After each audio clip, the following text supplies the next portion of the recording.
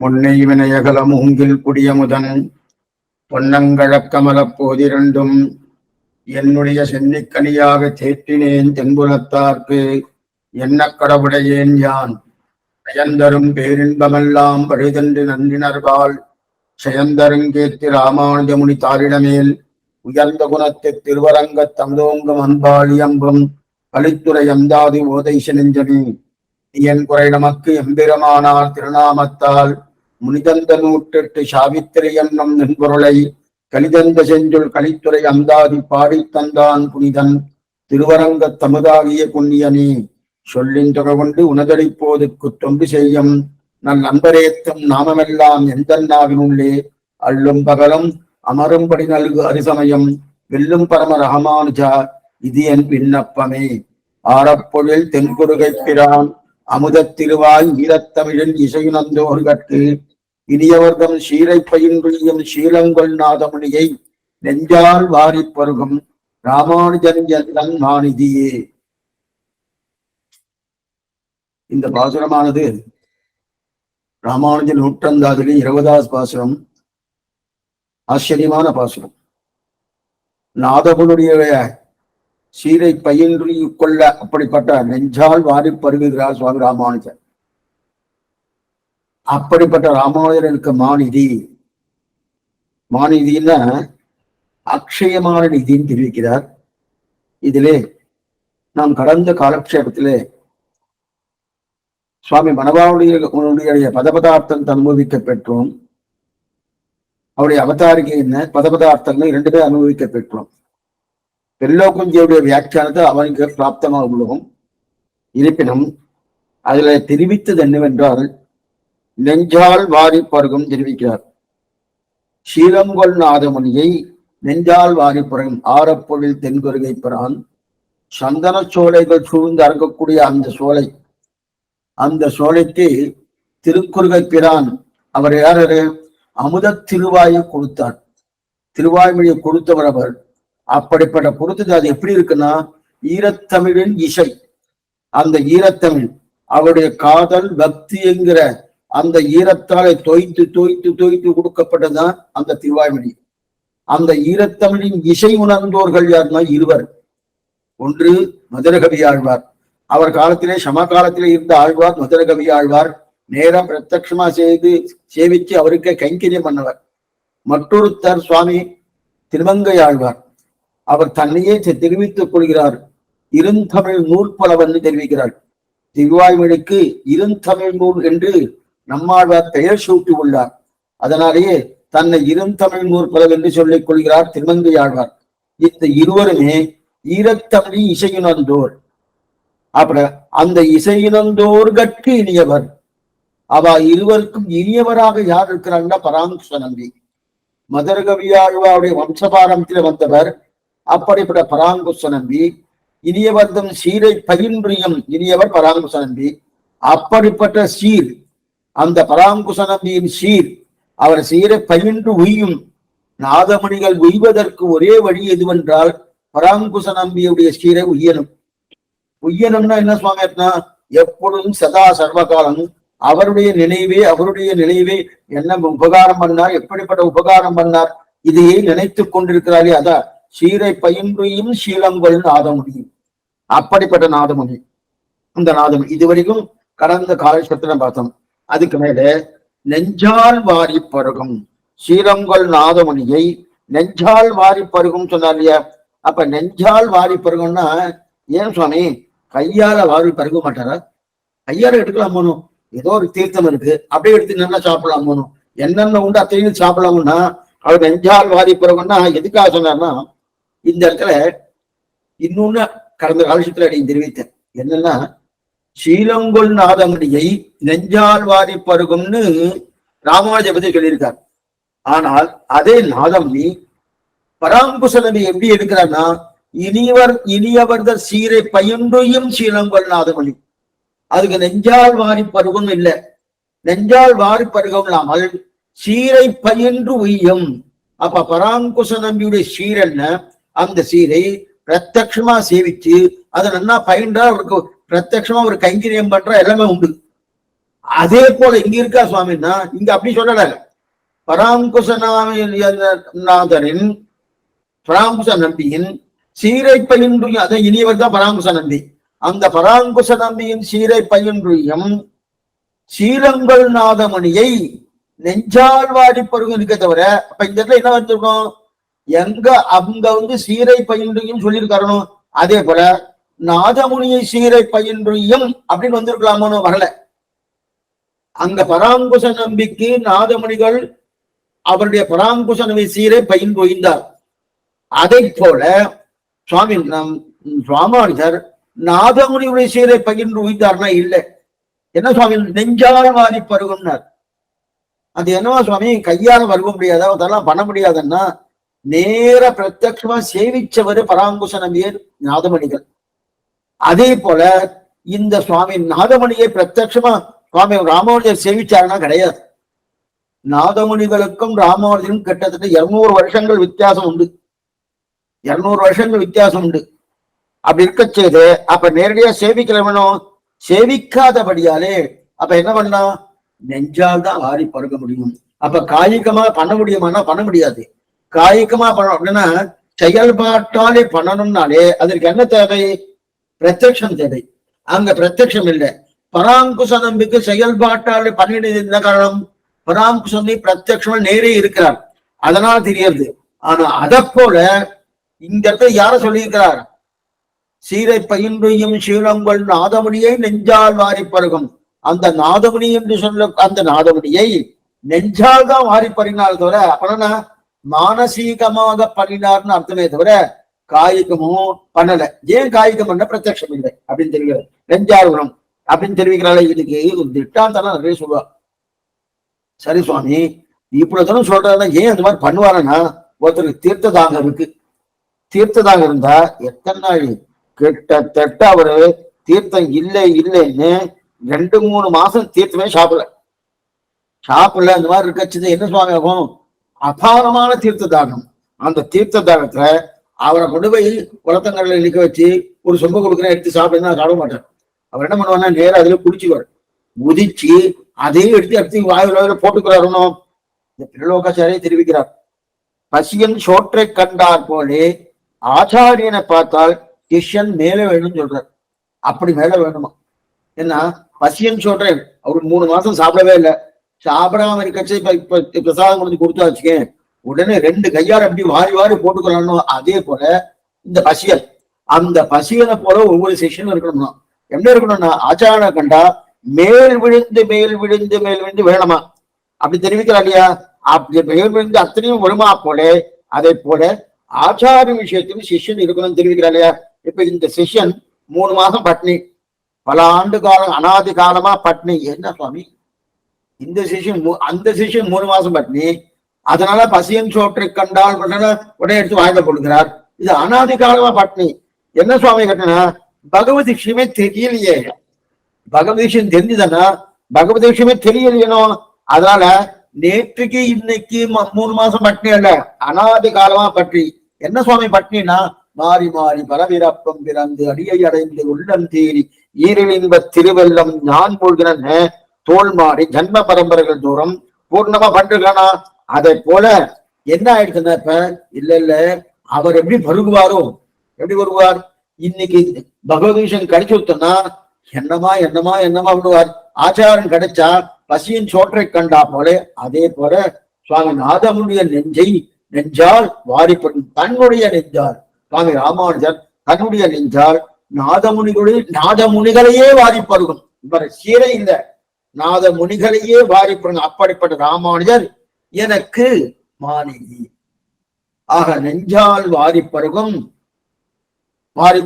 ராமானுஜன் எந்தன் மாநிதியே. அப்படிப்பட்ட ராமானுஜர் எந்தன் மாநிதியே. அப்ப நிதினா நிதி, மாநிதினா நானிதின அக்ஷயமான நிதி. மாநிதினா அக்ஷயமான நிதி. அக்ஷயமான நிதி என்னன்னா அக்ஷயம் என்னன்னா எடுக்க குறையாது. அக்ஷய பாத்திரம் சொல்றோம். அக்ஷய பாத்திரம்னாலே எடுக்க குறையணும். அதே போல எடுக்க குறையவே குறையாதான். மாநிதி சாமானியமா நிதி என்னன்னா நம்ம பணம் வச்சிருக்கோம், ஒரு 10,000 ரூபாய் வச்சுக்கணும், 1000 ரூபாய் எடுத்தது 9,000 ரூபாய் தான் இருக்கும். அப்ப குறையிறதும் எடுக்கிறத குறையறதுனும் இந்த நிதி குறையாது. இது என்ன நிதி?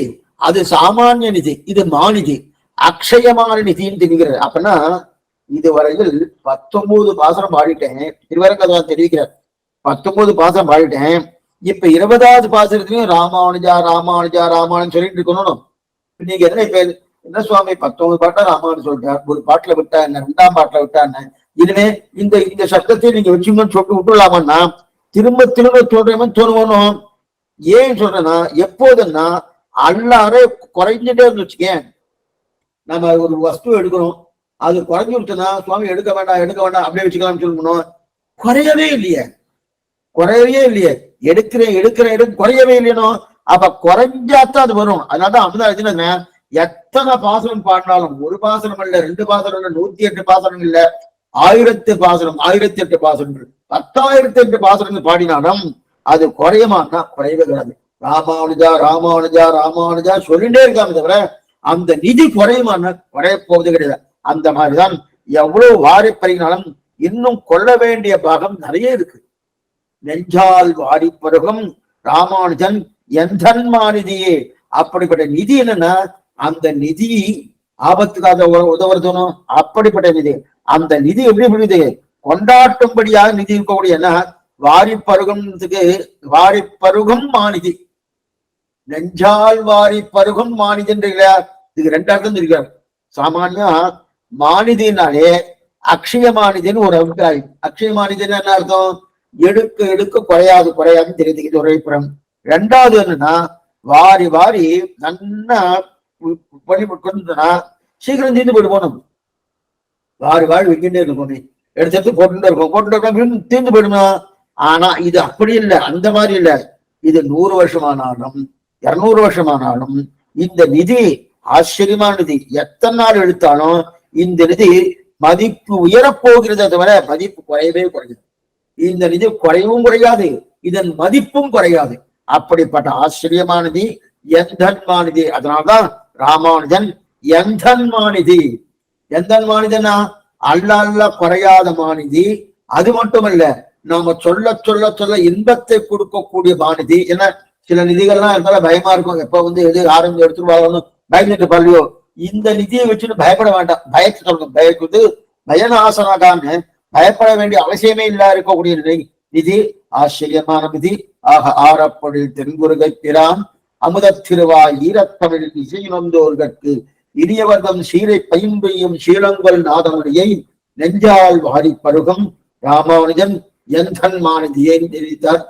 சுவாமி மணவாளனுடைய வியாக்கியானம், அதாவது பதவதார்த்தம் முற்று பெற்றது. இப்ப திருலோகஞ்சியுடைய அவதாரியை ஆச்சரியமான அவதாரி ரொம்ப என்ன சாதிக்கிறார். 21 நிமிஷம்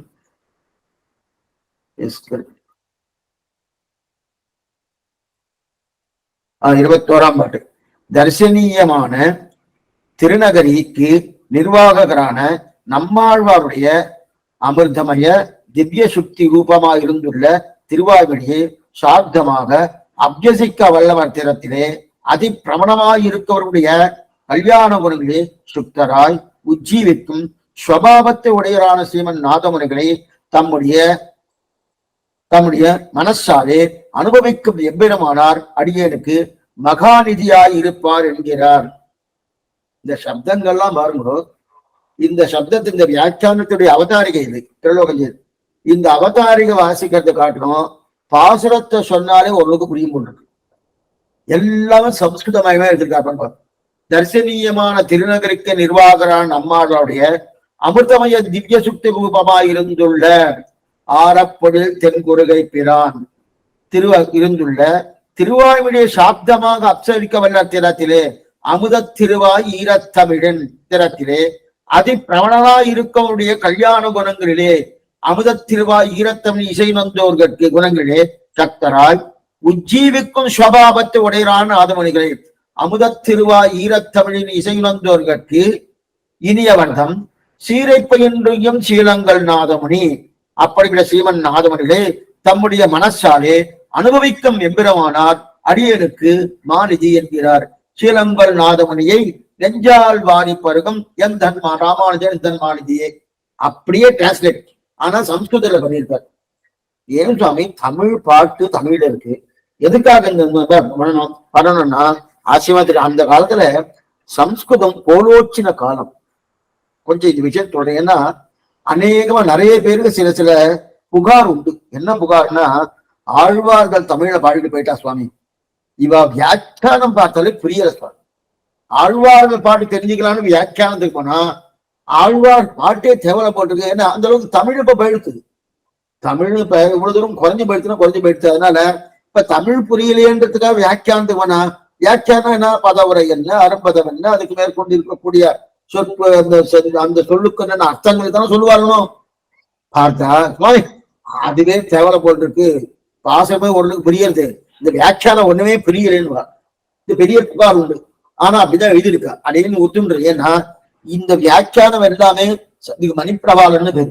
அந்த மணிப்பிரபாலன் தான் எழுதியிருக்கா. என்ன காரணம், எதற்காக? ஏன்னா நிறைய பேர் அடியண்டே கேட்கிறார், அது என்னவா சுவாமி வியாக்கியானம், என்ன சுவாமி அவளுக்கு நல்லா பாண்டித்தியம் இருக்கின்றதுக்காக அவ பாண்டி பயிற்சி எழுதிட்டே இருக்கு. சில பேர்லாம் நிறைய பாண்டித்தியம் இருந்தா என்ன பண்ணுவான்னா, அந்த பாண்டியத்தெல்லாம் காலட்சேபத்துல காமிப்பார்.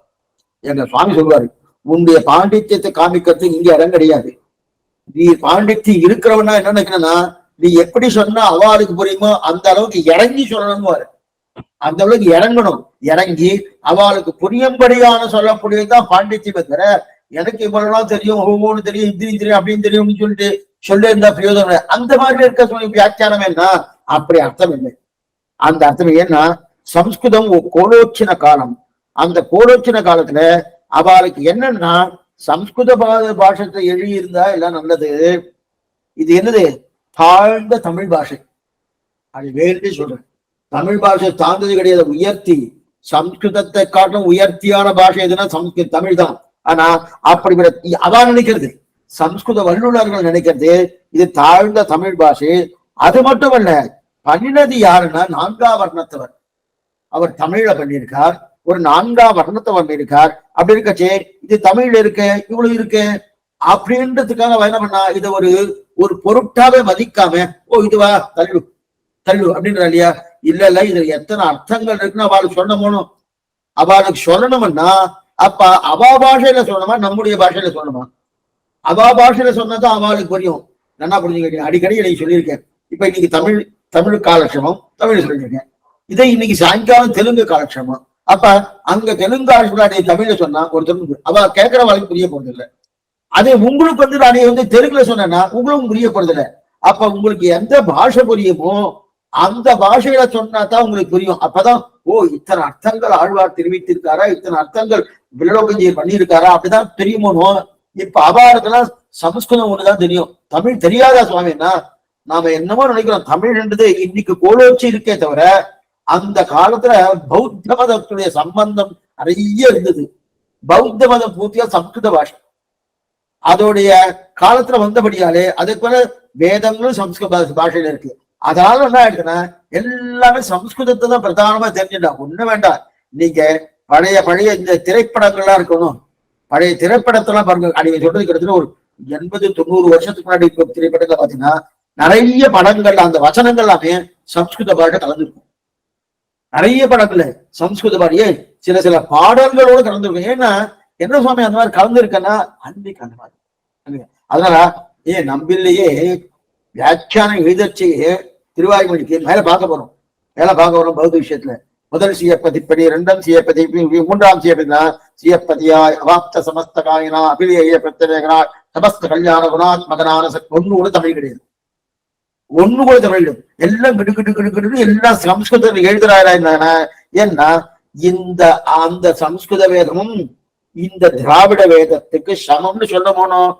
சமம்னு சொன்னா ஏன்னா அவன் ஆட்சேபிக்கிறாள். என்னென்ன ஆட்சேபிக்கிறான்னா, அவ இதெல்லாம் என்ன தாழ்ந்த மொழி யாரோ பண்ணிருக்கா 4ஆம் வர்ணத்தவர், ஆனா இதை எடுத்துக்கலாமா எடுத்துக்கூடாதுன்னு சொல்றா இல்லையா. இப்ப அவர்கள் ஆட்சேபத்துக்கு தகுந்தா போல என்ன பண்ணும், இவ நான் இந்த தமிழே சொல்றேன்னா முதலே தமிழ் ஒத்துக்கலையே. தமிழ் ஒத்துக்கொள்ளாதபடியாலே அவளுக்கு சம்ஸ்கிருத வேதத்துல சொல்ல வேண்டிய ஒரு நிர்பந்தம் வந்துருச்சு. இவாளுக்கு தமிழ்ல தான் ரொம்ப ஆசை, தமிழ் தான் ஆசை. தமிழ் ஏன்னா ஆழ்வார்களாகட்டும் ஆச்சாரியர்களாகட்டும் வேதாந்தத்துக்கு காட்டிலும் திராவிட தேசத்துக்கு தான் பிராதானியம் கொடுத்தா. அப்பனா திராவிட மொழி, அந்த திராவிட மொழி ஆழ்வார் திருவாக்காலே வந்தபடியாலே அதுக்கு மிகவும் பிராதானியம் கொடுத்திருக்காங்க. இன்னைக்கும் நீங்க திருவரங்கம் போனீங்கன்னா அந்த திருவரங்கத்துடைய கைங்கரிய பலருக்கெல்லாம் பேரு திராவிட பாஷையில தான் பேரு, திராவிட பாஷையில தான் பேரு. இத்தனையே நம்ம நிச்சயம் நம்ம வாழ்த்துநாமம் சொல்றோமோ, வாழ்த்துநாமா என்ன பண்ணிருக்கணும் சுவாமி, இவெல்லாம் என்ன பண்ணிருக்கா, வாழ்த்துநாமத்தையா சம்ஸ்கிருதத்துல பண்ணிடலாம் அப்படி பண்ணிருக்கலாமோ இல்லையே. எல்லா ஆழ்வார்கள் என்ன, ஆச்சாரியர் என்ன, அனைத்து ஆச்சாரிய வாழ்த்துநாமம் எல்லாமே எதுவுமே இருக்கு தமிழ்ல தான், திராவிட பாஷையில. எதுக்கு அத்தனை திராவிட பாஷையில அவளுக்கு அத்தனை காதல் இருக்கணும், அவளுக்கு புரியலையே.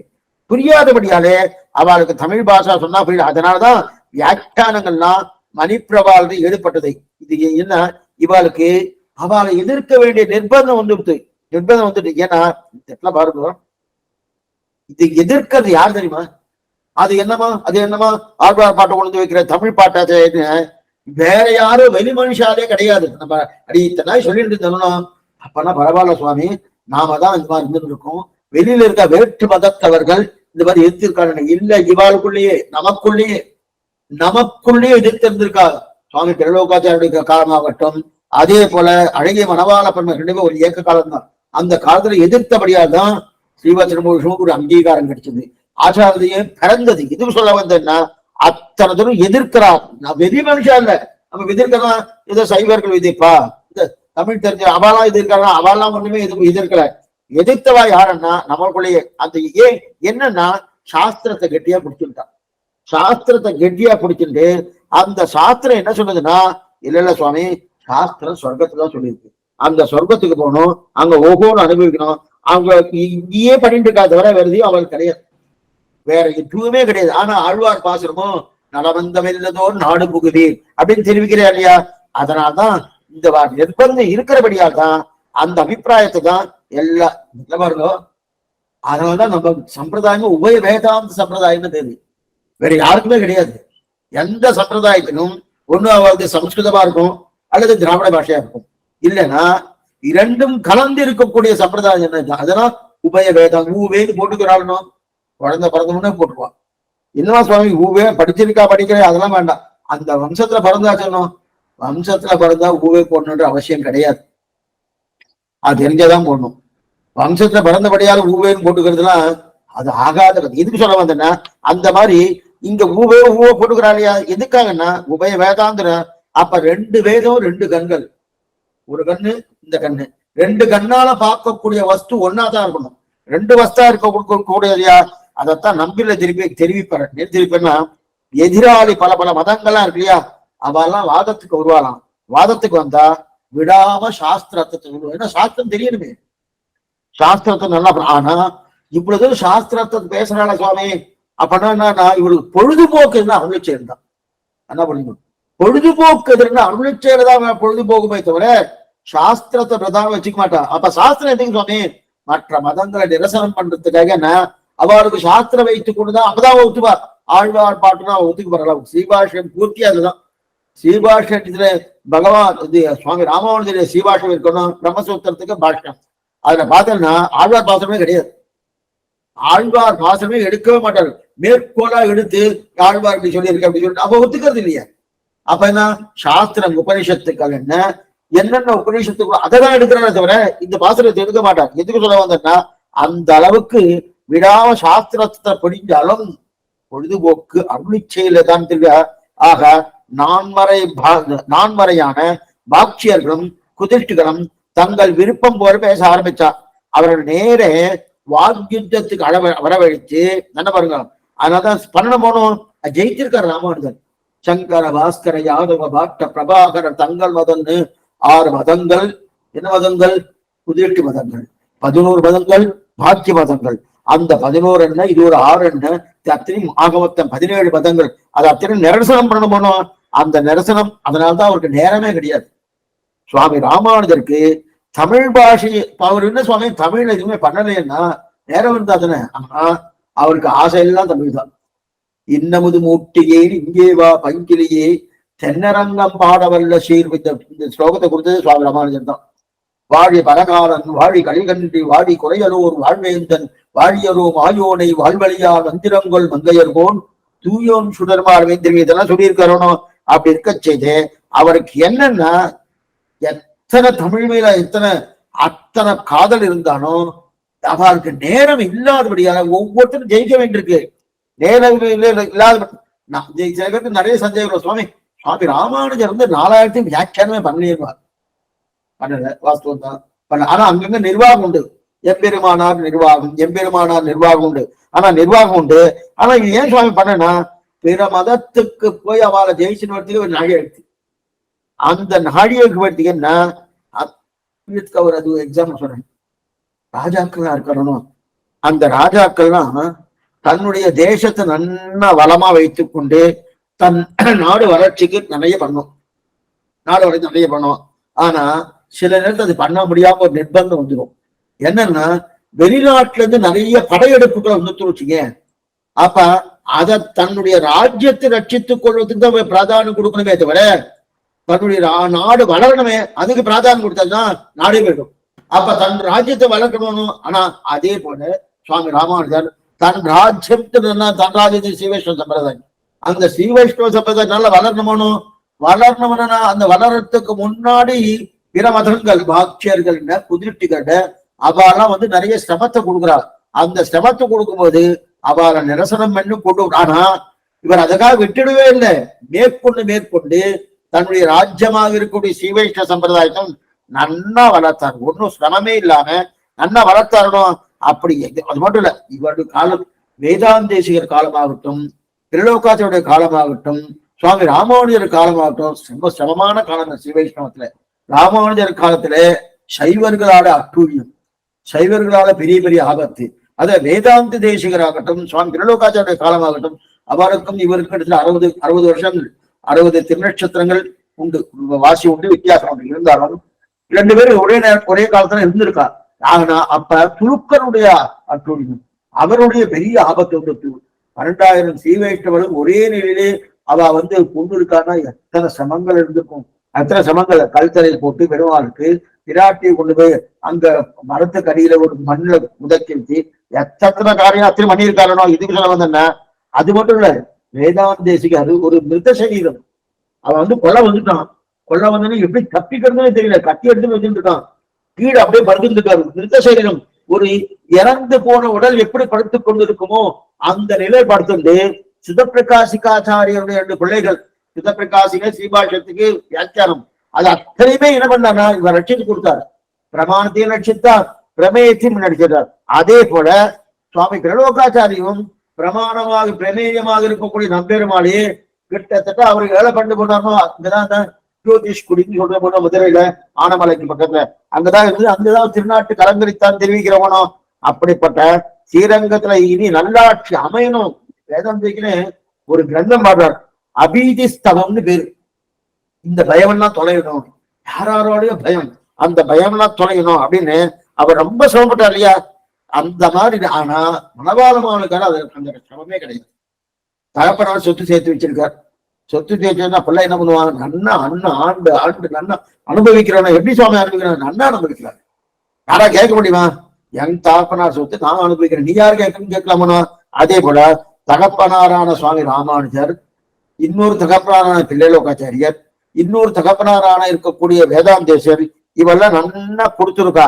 அந்த அர்த்தத்தை அந்த சொத்தையெல்லாம் நன்னா எடுத்து இந்த இடத்துல மணவாள மாணிகள் சில பேர் சொல்லுவாங்க, கரக்கர்ச்சை வெள்ளிக்கரண்டியோடு கறந்தார்.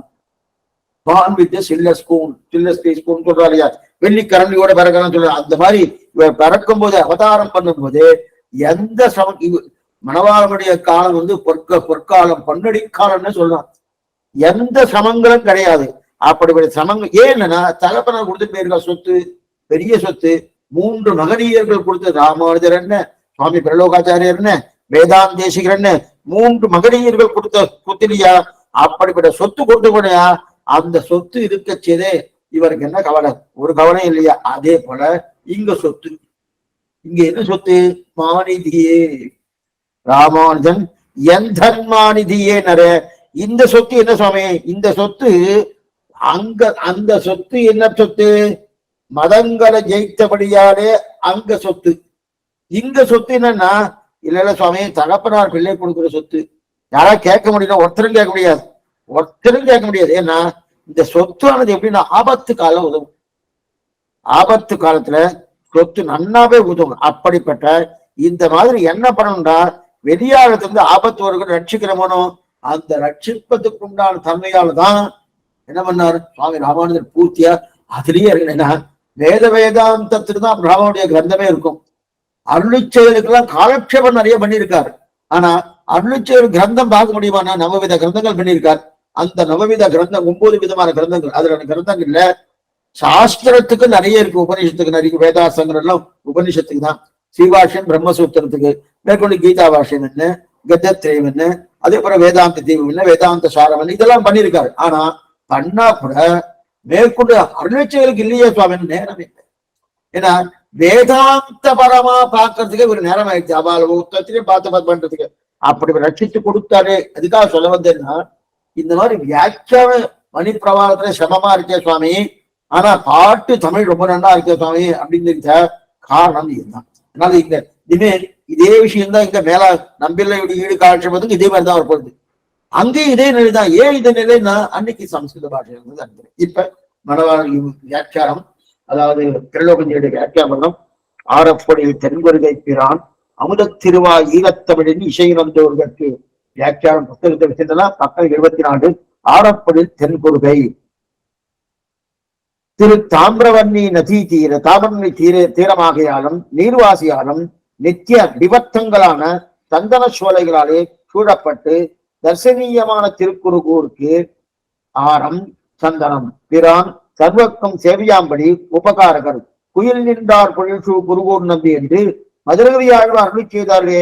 குருகப்பிரான் திருக்குறளையில் அவதரித்து சகல ஜனங்களுக்கும் திருவாய்மொழி முகத்தாரும் நாதமொழிகளுக்கு சகல அர்த்தங்களை உபதேசித்து சம்பிரதாயத்தை நடத்தினபடியாலும் உபகாரம் என்றபடி ஆரப்பொடில் தென்குருகை பிரான். திருக்குறுகூர் திவ்யதேசம் எப்படி இருக்கு முதல்ல சொல்றார். திருக்குறுகூர் திவ்யதேசம்னா தாமிரவர்ணி நதியற்ற கிருதபாலா பயஸ்வனி. நிறைய புராணங்கள், ஆழ்வாவுடைய வாழ்க்கை வரலாறுன்னு ஆழ்வாவுடைய அவதாரம் பண்ண போராண்டது நம்ம என்ன நினைச்சுட்டு போவோம். நிறைய புராணங்கள் சொல்லியிருக்கு. ஆனா ஏனைய ஆழ்வாருக்கு அவ்வளவு தூரம் கிடையாது. கொச்சித் கொச்சித் மகாபாவு பாகவத ஸ்லோகம்.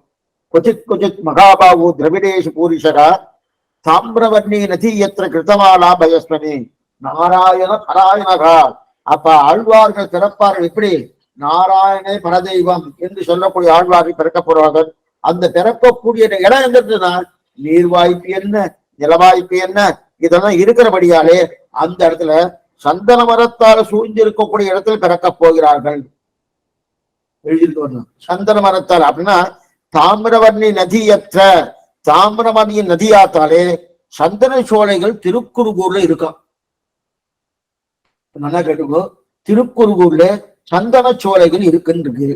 இப்ப ஆழ்வார்த்திக்கு திருக்குறுகூர் நீங்க போய் பாருங்க, ஒரு சந்தன மரமா இருக்கானா கிடையாது. சந்தன மரம் எங்கேயோ இருந்தது, பெரிய சண்டையெல்லாம் வந்து அதுக்கப்புறம் அவனை இதை பிடிச்சிட்டா அது வேற விஷயம். இங்க சந்தன மரம் கிடையாது, இப்ப கிடையாது. சரி சுவாமி, இப்ப கிடையாதுன்னா என்னமா சுவாமி சொல்லியிருக்காளே சுவாமின்னா, இப்ப இல்ல.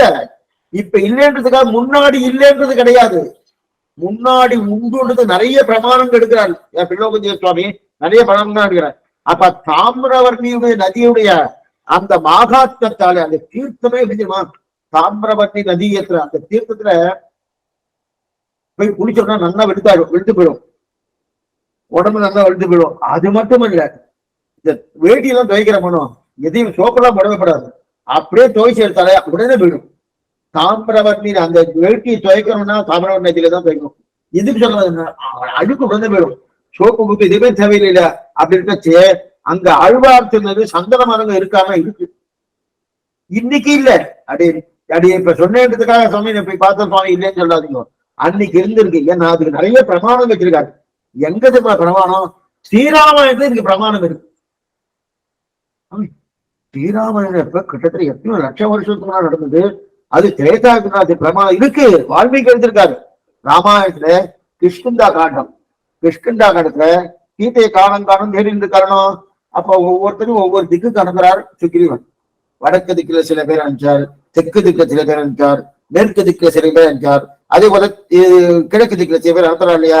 இப்ப சுக்ரீவன் தெற்கு திக்கு ஆளை அனுப்புறாரு.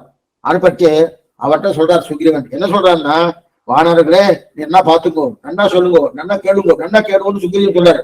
ஏன்னா நீங்க என்ன பண்றீங்கன்னா, நீங்க இந்த இடத்துல இந்த முதலை இருக்கணும், முதலையெல்லாம் அப்படியே காலை பிடிச்சுக்கிட்டு வச்சுக்க, எப்படி கெட்டியா பிடிச்சுக்கணும். ஆணையின் துயரம் தீர நேற்று கூட பார்த்தோம். ஆணையின் துயரம் தீர புல்லு வந்து சென்று நின்று அழுதட்டார் என்றதுல அந்த முதலை எப்படி காரிய கட்டையா பிடிக்கும், அதே போல சம்சாரத்தில் பீடிக்கப்பட்டவர்கள் நாம இருப்போம். இத சொல்றதுக்கு அதை சொல்ல, ஆமா அப்படிதான் எடுத்திருக்கு. சம்சாரத்தில் எப்படி நம்ம பீடிக்கப்பட்டுக்கோம்னா, முதல்ல காலை பிடிச்சிட்டு எடுக்க முடியுமான்னா யானைய முடியல, நம்மளால முடியப்படுதா. அந்த யானையா கிடைச்சது என்ன படித்து, நாராயணமோ மணிவண்ணாவோ நாகனையாவாராய் என் ஆறுடரை தீர்ப்பாய் திரித்தனோ அப்படின்னுச்ச நம்மள அதை போல சம்சாரம், முதலைய போல சம்சாரம். அதுல இருந்து தனியில வர முடியுமா, வர முடியுது. ஆனா ஒரு வழி சொல்றது, எங்க சொல்றது, ராமாயணம் சொல்றது. என்ன சொல்ற, தாமிரபரணி நதி இருக்கு, அங்கிருந்து நீங்க போன என்ன ஆகும்னா, அந்த நதியில தீர்த்தம் ஆடினால்னா சம்சார முதலையாரை பீடிக்கப்பட்டவர்களை இக்கரையிலிருந்து அக்கறைக்கு கொண்டு போய் சேர்க்கிறது அந்த நதியை. அப்ப அதான் தீர்த்தவர் அங்க கண்டறினார் தாமி நம்மாழ்வார். பொருளால் துறை தங்கனி துறை பொருளால் துறை சங்கனி துறைவன் வந்தன் குரு கூறுவன் சடகோபன் சொல்லாயிரத்துன்னு அதெல்லாம் அங்கதான் தீர்த்தவார்கின்றது. அப்ப தாமிரவர்ணிக்கு நதிக்கு அத்தனை முக்கியத்துவம், அத்தனை தூரம் அது பவித்திரமான தீர்த்தம், பவித்திரமான தீர்த்தம், நம்முடைய புண்ணியமான தீர்த்தம். அத தீர்த்தமாடினாலே சம்சாரம் என்னும் முதலையாலே பிடிக்கப்பட்டவனுக்கு இக்கரையிலிருந்து அக்கறை கொண்டு போய் தாண்டி வைக்க பெய்கிறது. இது அந்த நதி தீர்த்தமே, அந்த தாமிரவர் நதி தீர்த்தம் அப்படி இல்லையா. அப்ப அது தாமிரவர் நதியுடைய பிரபாவம். அந்த பிரபாவத்தால் என்னன்னா சந்தனச்சோலையாலே சூழப்பட்டு கிடக்கிறது. அந்த தாமிரவர் நதி எப்படி இருக்குன்னா தீபத்தை போல இருக்குமான இருக்காது. காவேரி இருக்கு, ஸ்ரீரங்கம் இருக்கு, ஸ்ரீரங்கம் வந்து ஒரு தீவு, தீபத்தை போல ஒரு தீவு அந்த மாதிரி. ஆனா அது தீவா இருக்கிறபடியால் தான் அதுக்கு அத்தனை வைபவம். அதுக்கு மேற்கொண்டு ரகநாதர்கள் இருக்கா, நிறைய விஷயங்கள் இருக்குன்னு. ஆனா அதே போல இங்க தாமிரவர்ணி நதி என்றது ஒரு தீபம்னா கிடையாது. தீபத்தோட ஆனா சுத்தி நதி ஓடிட்டுதான் இருக்கு.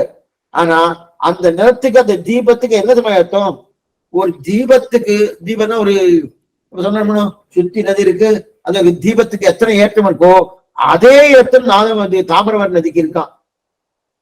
எதுக்கு சுவாமி அத்தனை வைபவம்.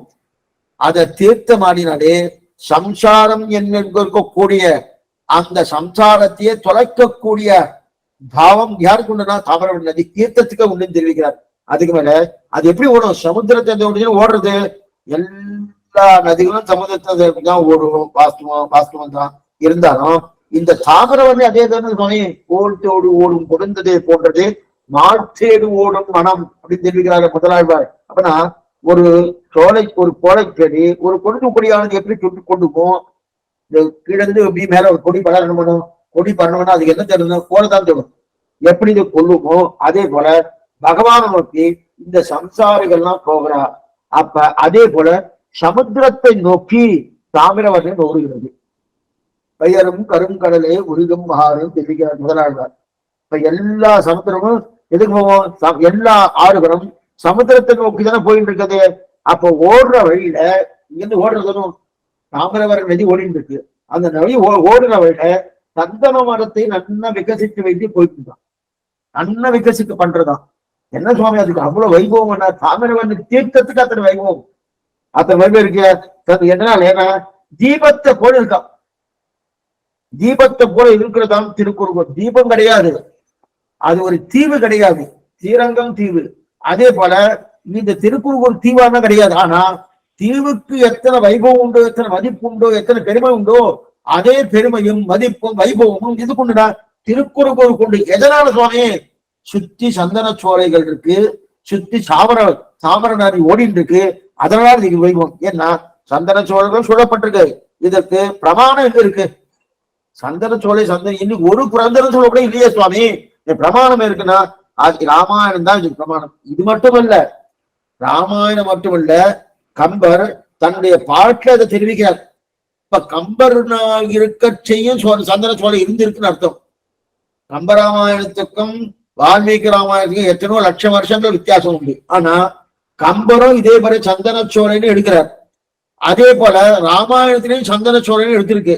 ராமாயணத்து எங்க சுவாமி இருக்குன்னா ஆச்சரியமா தெரிவிக்கிறார். ஆழ்வார்த்தியில பெருமாள் உற்சவத்தின் போது மட்டையடி உற்சவம் நடக்கும். கம்பர் எங்க சொல்றான்னு தெரிவிக்கிறேன். முதல்ல மட்டையடி உற்சவம் நடக்கும். மட்டையடி உற்சவம்னா பிரணய கலகம்னு இருக்கு. பிள்ளைகன வந்து நாள் 8ஆம் உற்சவத்தன்னைக்கு பெருமாள் போவார், தனியா போயிடுவார், குதிரை வாங்க போயிடுவார். போனதுக்கு அப்புறம் எங்கேயோ போயிட்டாரு, எத்தையோ பண்ணிட்டாரா, ஏதோ பண்ணிட்டாருன்னு நாச்சியாருக்கும் சந்தேகம். சந்தேகப்பட்டார், அவ சன்னதிக்குள்ள விட மாட்டான், கதவை சாத்திடுறான். இது எல்லா சன்னதியும் நீங்க சேவிச்சிருக்கேன். மட்டையீடு உற்சவம் பேரு பிரணய கலக்கணம் பேரு. அந்த மாதிரி மட்டையீடு உற்சவத்தும் போது ஆழ்வார்த்தியில நடக்கிறது தீபாவளி. ஆனா ஸ்ரீரங்கத்துல நடக்கிறது எல்லாத்து விதத்திலும் நடக்கிறது. ஆனா ஸ்ரீரங்கத்துல நடக்கிறது காட்டும் ஆழ்வார்த்தியில நடக்கிறது நல்ல வைபவமா இருக்கும். வைபவம் நிறைய படிப்பு நிறைய உண்டு. நிறைய புத்தகத்தை பார்த்து நிறைய விஷயங்கள் சொல்லுவா. ஸ்ரீரங்கத்துல சொல்ல மாட்டேன் சொல்லுவா, சுமாரதான் சொல்லுவா. அது மட்டும் இல்ல, சரியா கேட்காது. ஒரு பக்கம் பண்டாரு ஓஹோன்னு பேசுவார், இன்னொரு பக்கம் அரையர் சுவாமி பேசுவார். 2 பேரும் நல்லா கேட்குமாண்ணா. அங்க அத்தனையும் நம்பெருமாள் சேவிக்கிறது சரியா போயிடும். ஆனா இங்க அப்படி இல்லை. இங்க மாதிரி பிரணய கலத்துல இவர் நிறைய பேசுறானோ, அப்ப பிரணய கழகம் விராட்டி சன்னதிக்குள்ள பெருமாளை உடல விடாதபடியால குறுக்கை வர யார் வர்றார்? நம்மாள் வர்ற குறுக்க நம்மாள் வர்றாரு. அப்ப அரையர் சுவாமி இந்த பாசனத்தை பாடுவாராம். நம்மாழ்வார் எழுதணும் இந்த பாசனத்தை. ஷடகோபர் அந்தாதியில இருக்கக்கூடிய பாசனம். இந்த பாசனம் 34வது பாசனம். ஷடகோபர் அந்தாதியிலே 34வது பாசனம். ஆச்சரியம். நீங்க புஸ்தகத்துனா நீங்க எடுத்து பாருங்க. முடிஞ்சதுக்கு அப்புறம் முன்னூத்தவங்க. அப்ப அந்தவர்க்கோ நல்ல அருந்தவர்க்கோ அன்றி யோகியராய் வந்தவர்க்கோ மறைவாதியர்க்கோ மகரக்குழை சேர் சுந்தரத்தோளுக்கோ அவன் தொண்டர்கட்கோ சுடத்தோய் சந்தனச்சோலை குறுகை பிரான் வந்துதித்ததே. பாருங்க, சந்தனச்சோலை குறுகை பிரான் வந்துதித்ததே என்ன நடத்துக்கு? அந்தனர்க்கோ நல்ல அருந்தவர்க்கோ அன்றி யோகியராய் வந்தவர்க்கோ அல்லது மறைவாதியர்க்கோ மகரக்குடை சேர் சுந்தர தோனுக்கோ அவர் தொண்டர்க்கோ சுடத்தோய் சந்தனச்சோலை குறுகை பிரான் வந்தது அவதரித்ததோ. அழகான பாட்டு, ஆச்சரியமான பாட்டு கமநாட்டார் எழுதுகிறார்.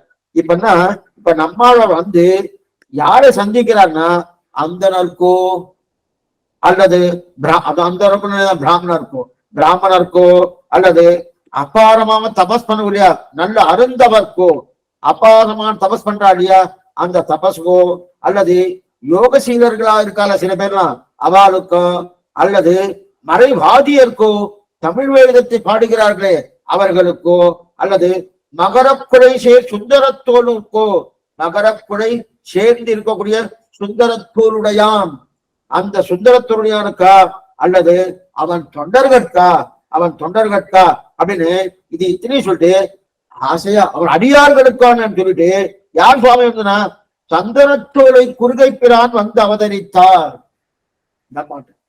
கம்பநாட்டாளு சந்தனச்சோலை. இது எதுக்கு சொல்றாங்க? ஆரப்பொழில் தென் குறுகை பிரான். ஆரப்பொழில்னா சந்தனச்சோலைன்னு பேர். சாமானியமா ஆரப்பொழில் ஆரப்பொழில்னா சாமானியப்பட்ட என்ன ஆரமா இருக்கு சுவாமி. என்ன தென்திசைக்கு திரதமா நின்ற திருமாலிரஞ்சோலைன்னு ஒரு பாசனம் 10ஆம் பாட்டுல அழகாசனம். தென்திசைக்கு திரதமா நின்ற திருமாலிரஞ்சோலை நங்கள் கைவிட மிகவிடான்னு அண்ணாவனத்தினுடைய பாசனம். தென்திசைக்கு திலகமா என்னன்னா நம்ம அந்த திருமாலிரஞ்சோலை மலை அந்த திவிதேசம் அப்படின்னா சுத்தி இருக்கக்கூடிய திவிதேசத்துல இது திலகமா இருக்குமா முதல் அர்த்தம். 2வது அர்த்தம், நீங்க மேல போய் நீங்க மேப் போட்டு பார்த்தேன்னு வச்சுக்கேன் திலகம் மாதிரி ஷேப்ல இருக்கும். 2 ஆழ்வார் எப்படி பார்த்தாலும் என்னன்னு தெரியாது. தென்திசைக்கு திரதமா நின்ற திருமாலிரஞ்சோலைன்னு தெரிவிக்கிறாரியா. அதே போல இங்க ஆரப்பொழில்னா ஆரமா இருக்கும் சுவாமி இந்த திருக்குறு அதை சொல்லல. அப்படிதான் சில பேர்லாம் வியாக்கியானம் பண்ணா. ஆனா நம்ம குருவாருடைய வியாக்கியானம் கிடையாது. ஆரப்பொழில் இசை கொண்டு சந்தனச்சோலை. அப்ப சந்தனச்சோலை இல்லையே சுவாமி. இப்ப ஒரு சந்தனச்சோலை இருக்கு. ராமாயணத்தை மேற்கோள் காட்டியிருக்கார். கம்பநாட்டார் சொல்லியிருக்கிற சந்தனச்சோலை குறுகை பிரான் வந்து அவதரித்ததோ அப்படின்னு தெரிவிக்கிறார். அப்ப வந்திருக்கு அப்படின்னா ஷடோபராந்தாயில சந்தனச்சோலை குறுகை பிரான் பாடியுள்ளாரே கம்பர். அப்ப இதுதான் இது சந்தனச்சோலை. அப்ப கம்பர் எப்ப சுவாமி 10ஆம் நூற்றாண்டு. கம்பரும் நாதமுனிகளும் ஏக காலம். சில கால நிர்ணயம்லாம் நம்ம முன்னாடி பார்த்திருக்கோம். அதுல கம்பரை பாட்டில வச்சுக்கணும். நாதமுனுடைய காலமும் கம்பருடைய காலமும் கம்ப நாட்டோட காலம் ஏக்க காலம். திருவெண்ணூர் சடையப்பாவனுடைய ஆஸ்தானத்தான் கம்ப நாட்டோட இருந்தார். அப்படின்னு கேட்டு ஏக்க காலமா இருக்கு இல்லையா? அவருக்கு நாதமணிகள் தான் கம்பராமாயணத்தை அரங்கேற்றினார். இல்லைன்னா யாரும் சேர்க்க மாட்டேன்ட்டா. அதுக்கப்புறம் திருவரங்கு வர சொல்லி தாயாருடைய அனுமதி கற்றுக்கொண்டு அந்த தாயார் சந்தைக்கு முன்னாடியே 4 கால் மண்டபத்துல இன்னைக்கு நீங்க போட்ட என்ன ஸ்ரீரங்கத்துல அந்த 4 கால் மண்டபம் பலகை போட்டுப்பா, கம்பராமாயண அரங்கேற்றிய மண்டபம்னு போட்டுப்பா. இதுக்கு சொல்ல வந்து என்ன, அப்ப கம்பர் அரங்கேற்றிருக்கா இல்லையா? அப்பதான் இந்த சடகோபுரந்தாய் பாட்டிருக்காரனோ ஆரப்படில் தென்குருகை பிரான், ஆரப்படில் தென்குருகன். அப்ப பிரமாணங்க திரேதாயுகத்துல. இப்ப கலியுகம் பிறந்து 5125 வருஷம் ஆயிடுச்சு. ஆனா இது பிரமாணம் எங்க எடுத்துக்கணும்? சந்தன சோழன் திரேதாயுகத்துல இருக்கக்கூடிய ராமாயண ஸ்லோகமே சந்தன சோழன் சொல்றது சொல்லி இருக்கு. அது தெரிவிக்கிறது இல்லையா? அதைத்தான் ஆரப்பொடில் தென்குருகை பிரான். சந்தனம் என்னாலும் குளிர்ச்சி. சரி, சந்தனம் குளிர்ச்சி சுவாமி. அதே போல குளிர்ச்சி எப்படி சுவாமி வந்துட்டு சந்தனம்னா குளிர்ச்சின்னு தெரியாது. அதே போல இங்க என்ன சுவாமி இருக்குன்னா, இது ராமகிருஷ்ண ஐயங்கார் ஆழ்வார் தெரிந்த சுவாமி ராமகிருஷ்ண ஐயங்கார் ஆச்சரியமான ஒரு அர்த்தம் தெரிஞ்சாரு. சந்தனம்னா குளிர்ச்சி தெரியாது சுவாமி. ஆனா அந்த குளிர்ச்சி என்னமா தெரியும்? இதுக்கு ஒரு பாட்டு இருக்கு, நம்ம திருப்பாவிலே இருக்கு. பைங்கமல தந்தரியல் பட்டர் வீரான் கோதை சொன்ன சங்கரத்தமிழ் மாவை அப்படி பார்த்தோம். பைங்கமல தந்தெரியல் அங்கேயும் குளிர்ச்சி இருக்கு. அதே போல நம்மாழ்வாருங்கிற ஆச்சாரியன் திவ்யதேசமானபடியில சந்தன சோலை சூழ்ந்து இருக்கு இல்லையா? அந்த சோலை எப்படி இருக்குன்னா குளிர்ச்சியா இருக்கு. ஏன் சுவாமி? ஆழ்வார் இருக்கிறபடியால குளிர்ச்சி. அதே போல ஆச்சாரியனால குளிர்ச்சி. எங்க தோன்றியது? அணிபுதுவை பைங்கமல தந்தெரியல். பைங்கமல தந்தெரியல் பட்டபிரான். இப்ப பட்டபிரான் குளிர்ச்சியா இருப்பாராம். அப்ப யாரோ குளிர்ச்சியில இருந்து யார் சுவாமி குளிர்ச்சி இருக்க மாட்டாருன்னா ஒண்ணும் இல்லை. அவர் இருக்காரு வடபத்திரசாயி. அந்த வடபத்திரசாயி குளிர்ச்சி கிடையாதுன்னு தெரியுங்க. ஏன்னா ஆச்சாரியன்னு சொன்னாலே குளிர்ச்சி தான். பெரியார் அவருடைய மாலை அணிஞ்சிருந்தா அந்த மாலை குளிர்ச்சியா இருக்கும். வடபத்திரசாயி மாலை என்னவா சமயம் குளிர்ச்சியா இருக்கும், கொதிக்கிறது. ஏன் சுவாமி அப்படி இருக்குன்னா அவர் பார்க்கறது யார? கம்சனை பாக்குறார், சிசுபாலனை பாக்குறார், தந்தவத்தனை பாக்குறார், கும்பகரனை பாக்குறார், ராவணாசுரனை பாக்குறார். அதனால என்ன அப்ப பாரு கோபம் குளிச்சுதான் இருக்கு இல்லையா? அப்ப அது எப்படி இருக்கும்? வெப்பமா இருக்கும். ஆனா இங்க பெரியாழ்வார் மாதிரி இருக்கும், குளிர்ச்சியா இருக்குன்னு தெரிவிக்கிறார் இல்லையா? அதே போல அதுதான் வேயத்தங்கள் குலத்துதித்த விஷ்ணுஜித்தன் மனத்தே கோயில் கொண்ட கோவரன். விஷ்ணுத்தன் மனத்தே கோயில் கொண்ட கோவரன் குளிர்ச்சியா இருக்கு. அதனால கோயில். அதே போல பொழிந்த பேரான என்ன ஒன்றுனா கொஞ்சம் இந்த இடத்துல பாருங்க, எல்லா புராணத்திலுமே சந்தனச்சோரைன்னு சொல்ல ஸ்ரீராமன் சொல்லி இருக்கு. பொழிந்த பேரான நிறைய புராணங்கள் ஸ்தல வரலாறு சொல்லி இருக்கணும். ஸ்தல வரலாறு சொல்லக்கூடிய இடத்துலனா பொழிந்த பிரானோ ஆதி பிராணம் பிரஸ்தாபம் உண்டு. அந்த பிரஸ்தாபம் வரும்போதெல்லாம் அங்க சந்தனச்சோலைங்கிற பிரஸ்தாபம் உண்டானா கிடையாது. ஆழ்வாருடைய அவதாரத்தை சில புராணங்கள் சொல்றதும் அந்த ஆழ்வாருடைய அவதாரத்தை சில புராணங்கள் சொல்லும் போது அங்க சந்தனச்சோலை பிரஸ்தாபம் உண்டு. ஏன் சுவாமி அங்க மட்டும் சொல்ல இங்க மட்டும் இருக்குன்னா என்னன்னா அங்க பெருமாள் சூடா இருப்பாரு, சந்தனம் குளிர்ச்சியா இருக்கும். இது ஆழ்வார் குளிர்ச்சியா இருக்கு இல்லையா? அதனால இங்க சொல்லியிருக்கு. அது மட்டும் இல்ல, பிரம்மாண்ட புராணம், பிரம்ம வைவர்த்திக புராணம் கிட்டத்தட்ட 70-80 ஸ்லோகத்துக்கு மேல திருக்குறுக்கு இருக்கு. நாம என்ன நினைக்கிறோம்? ஆழ்வார்லாம் இவாளா பண்ணிடா போல் இருக்கு. புராணத்தை ஆழ்வார் அவதாரம் பண்றதுக்கு முன்னாடி இதெல்லாம் உண்டு, நிறைய உண்டு. ஆச்சாரியன்னு ஒரு கிரந்தம். அந்த கிரந்தத்தை போனா கால நிர்ணயத்தோடு பூர்த்தியா துல்லியமா தெரிவிக்கிறார் அழகிய மணவாள பெருமாள் நாயனார். எதுவும் சொல்ல வந்தன 150 ஸ்லோகத்துக்கு மேல இருக்குன்னு தெரிவிக்கிறார். அப்ப ஆழ்வார் எப்படி உதித்தார், எப்படி இருந்தார், இந்த கதைகள்லாம் பூர்ணமா இருக்கு. அப்ப திருக்குறள் திவ்யதேசமே பார்க்கறதுக்கு அழகா இருக்கு, ரொம்ப அழகா இருக்கு. ஆனா அதை விடாம மதுரகவியான குருகூர் நம்பின்னு தெரிவிக்கிறார். ஏன் சுவாமி குருகூர் நம்பின்னு தெரிவிக்கிறார்னா இல்ல தென்குருகூர் நம்பி கண்பனா அடியேன் மதுரகவி அப்படி தெரிவிக்கிறார் இல்லையா? ஏன்னா திருக்குறுகூர் பார்க்கறதுக்கு அழகா இருக்கிறது மட்டும் இல்ல, இந்த சந்தன சோழ ஸ்பூர்த்தியா இருக்கு இல்லையா?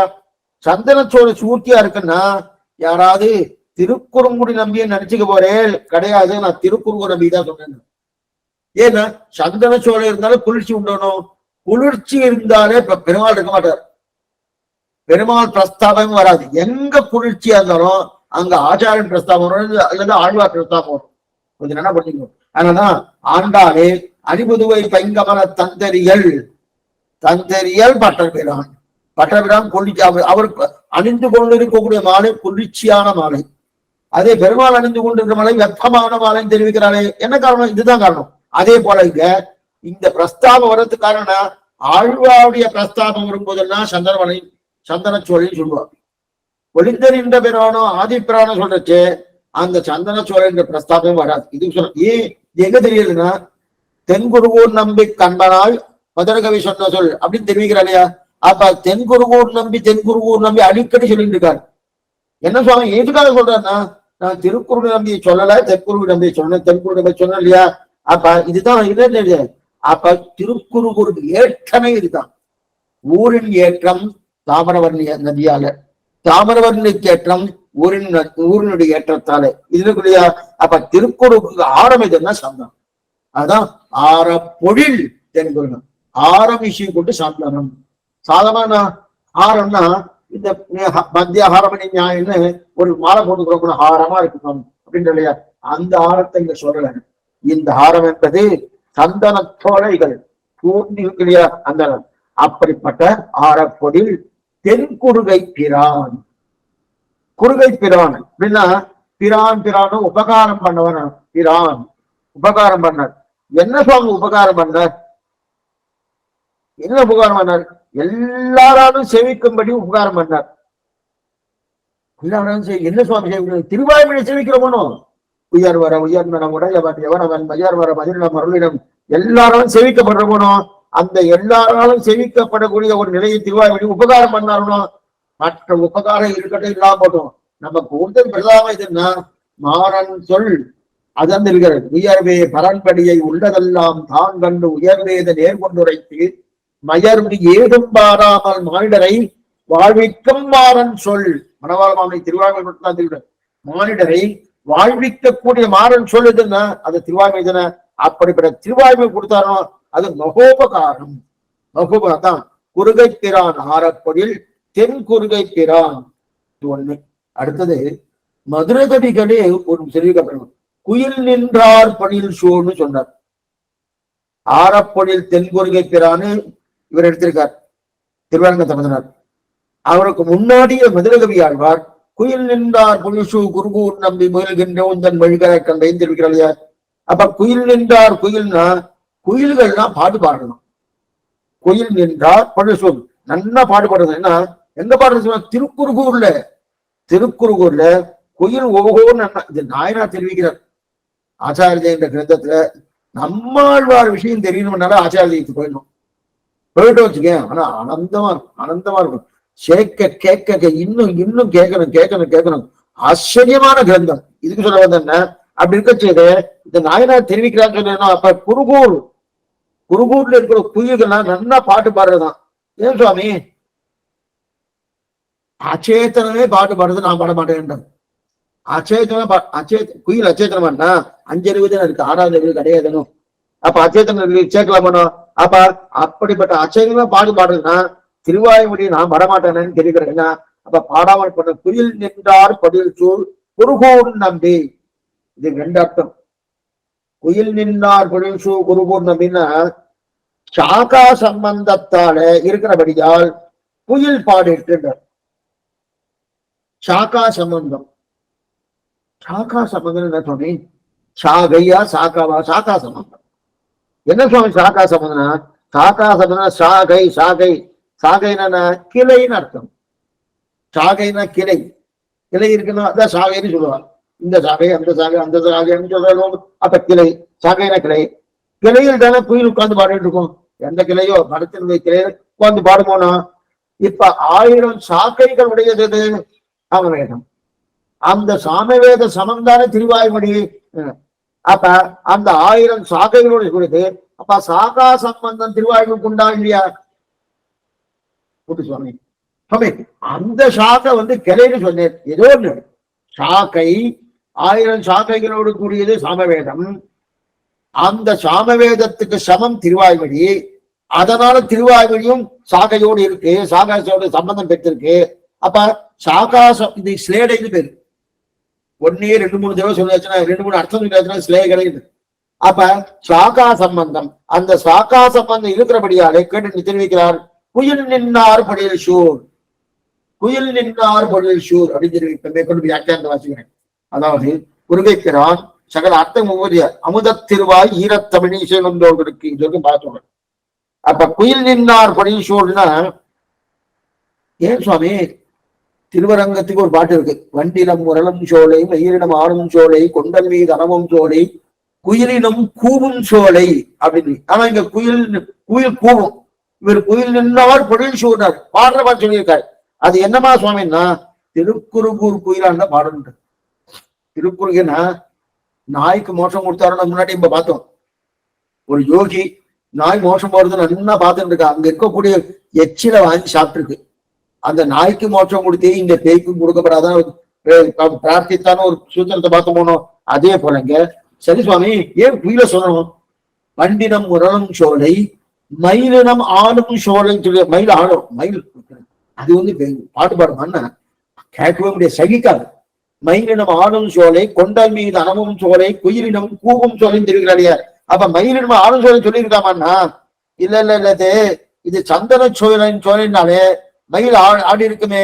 இந்த இடத்துல பாருங்க, சந்தன சோழன்னு சொன்னா மயில் ஆடி இருக்காமன்னா ஏன் குயில சொன்னார்னா ஆச்சரியமான இவர் மதுர வாக்கானபடியால அப்புறம் மதுரமாக சொல்லக்கூடிய குயிலை சொல்லிட்டாருங்க. இங்க யாரு இருக்கா? மதுர கவியல். மதுர கவியனுடைய பேர் என்ன சுவாமி? பரந்ததுல இருந்து ஒரு மதுர கவின்னு பேரா? அதுக்கு முன்னாடி அதுக்கு ஏதாவது பேர் இருந்திருக்குமோ? பரந்தபடியால மதுர கவின்னு யாரும் கொடுத்துருக்க மாட்டேன். அதுக்கு முன்னாடி ஒரு பேர் இருந்திருக்குமா? இப்ப நீலன்னு பேரு திருவங்கி ஆழ்வார்.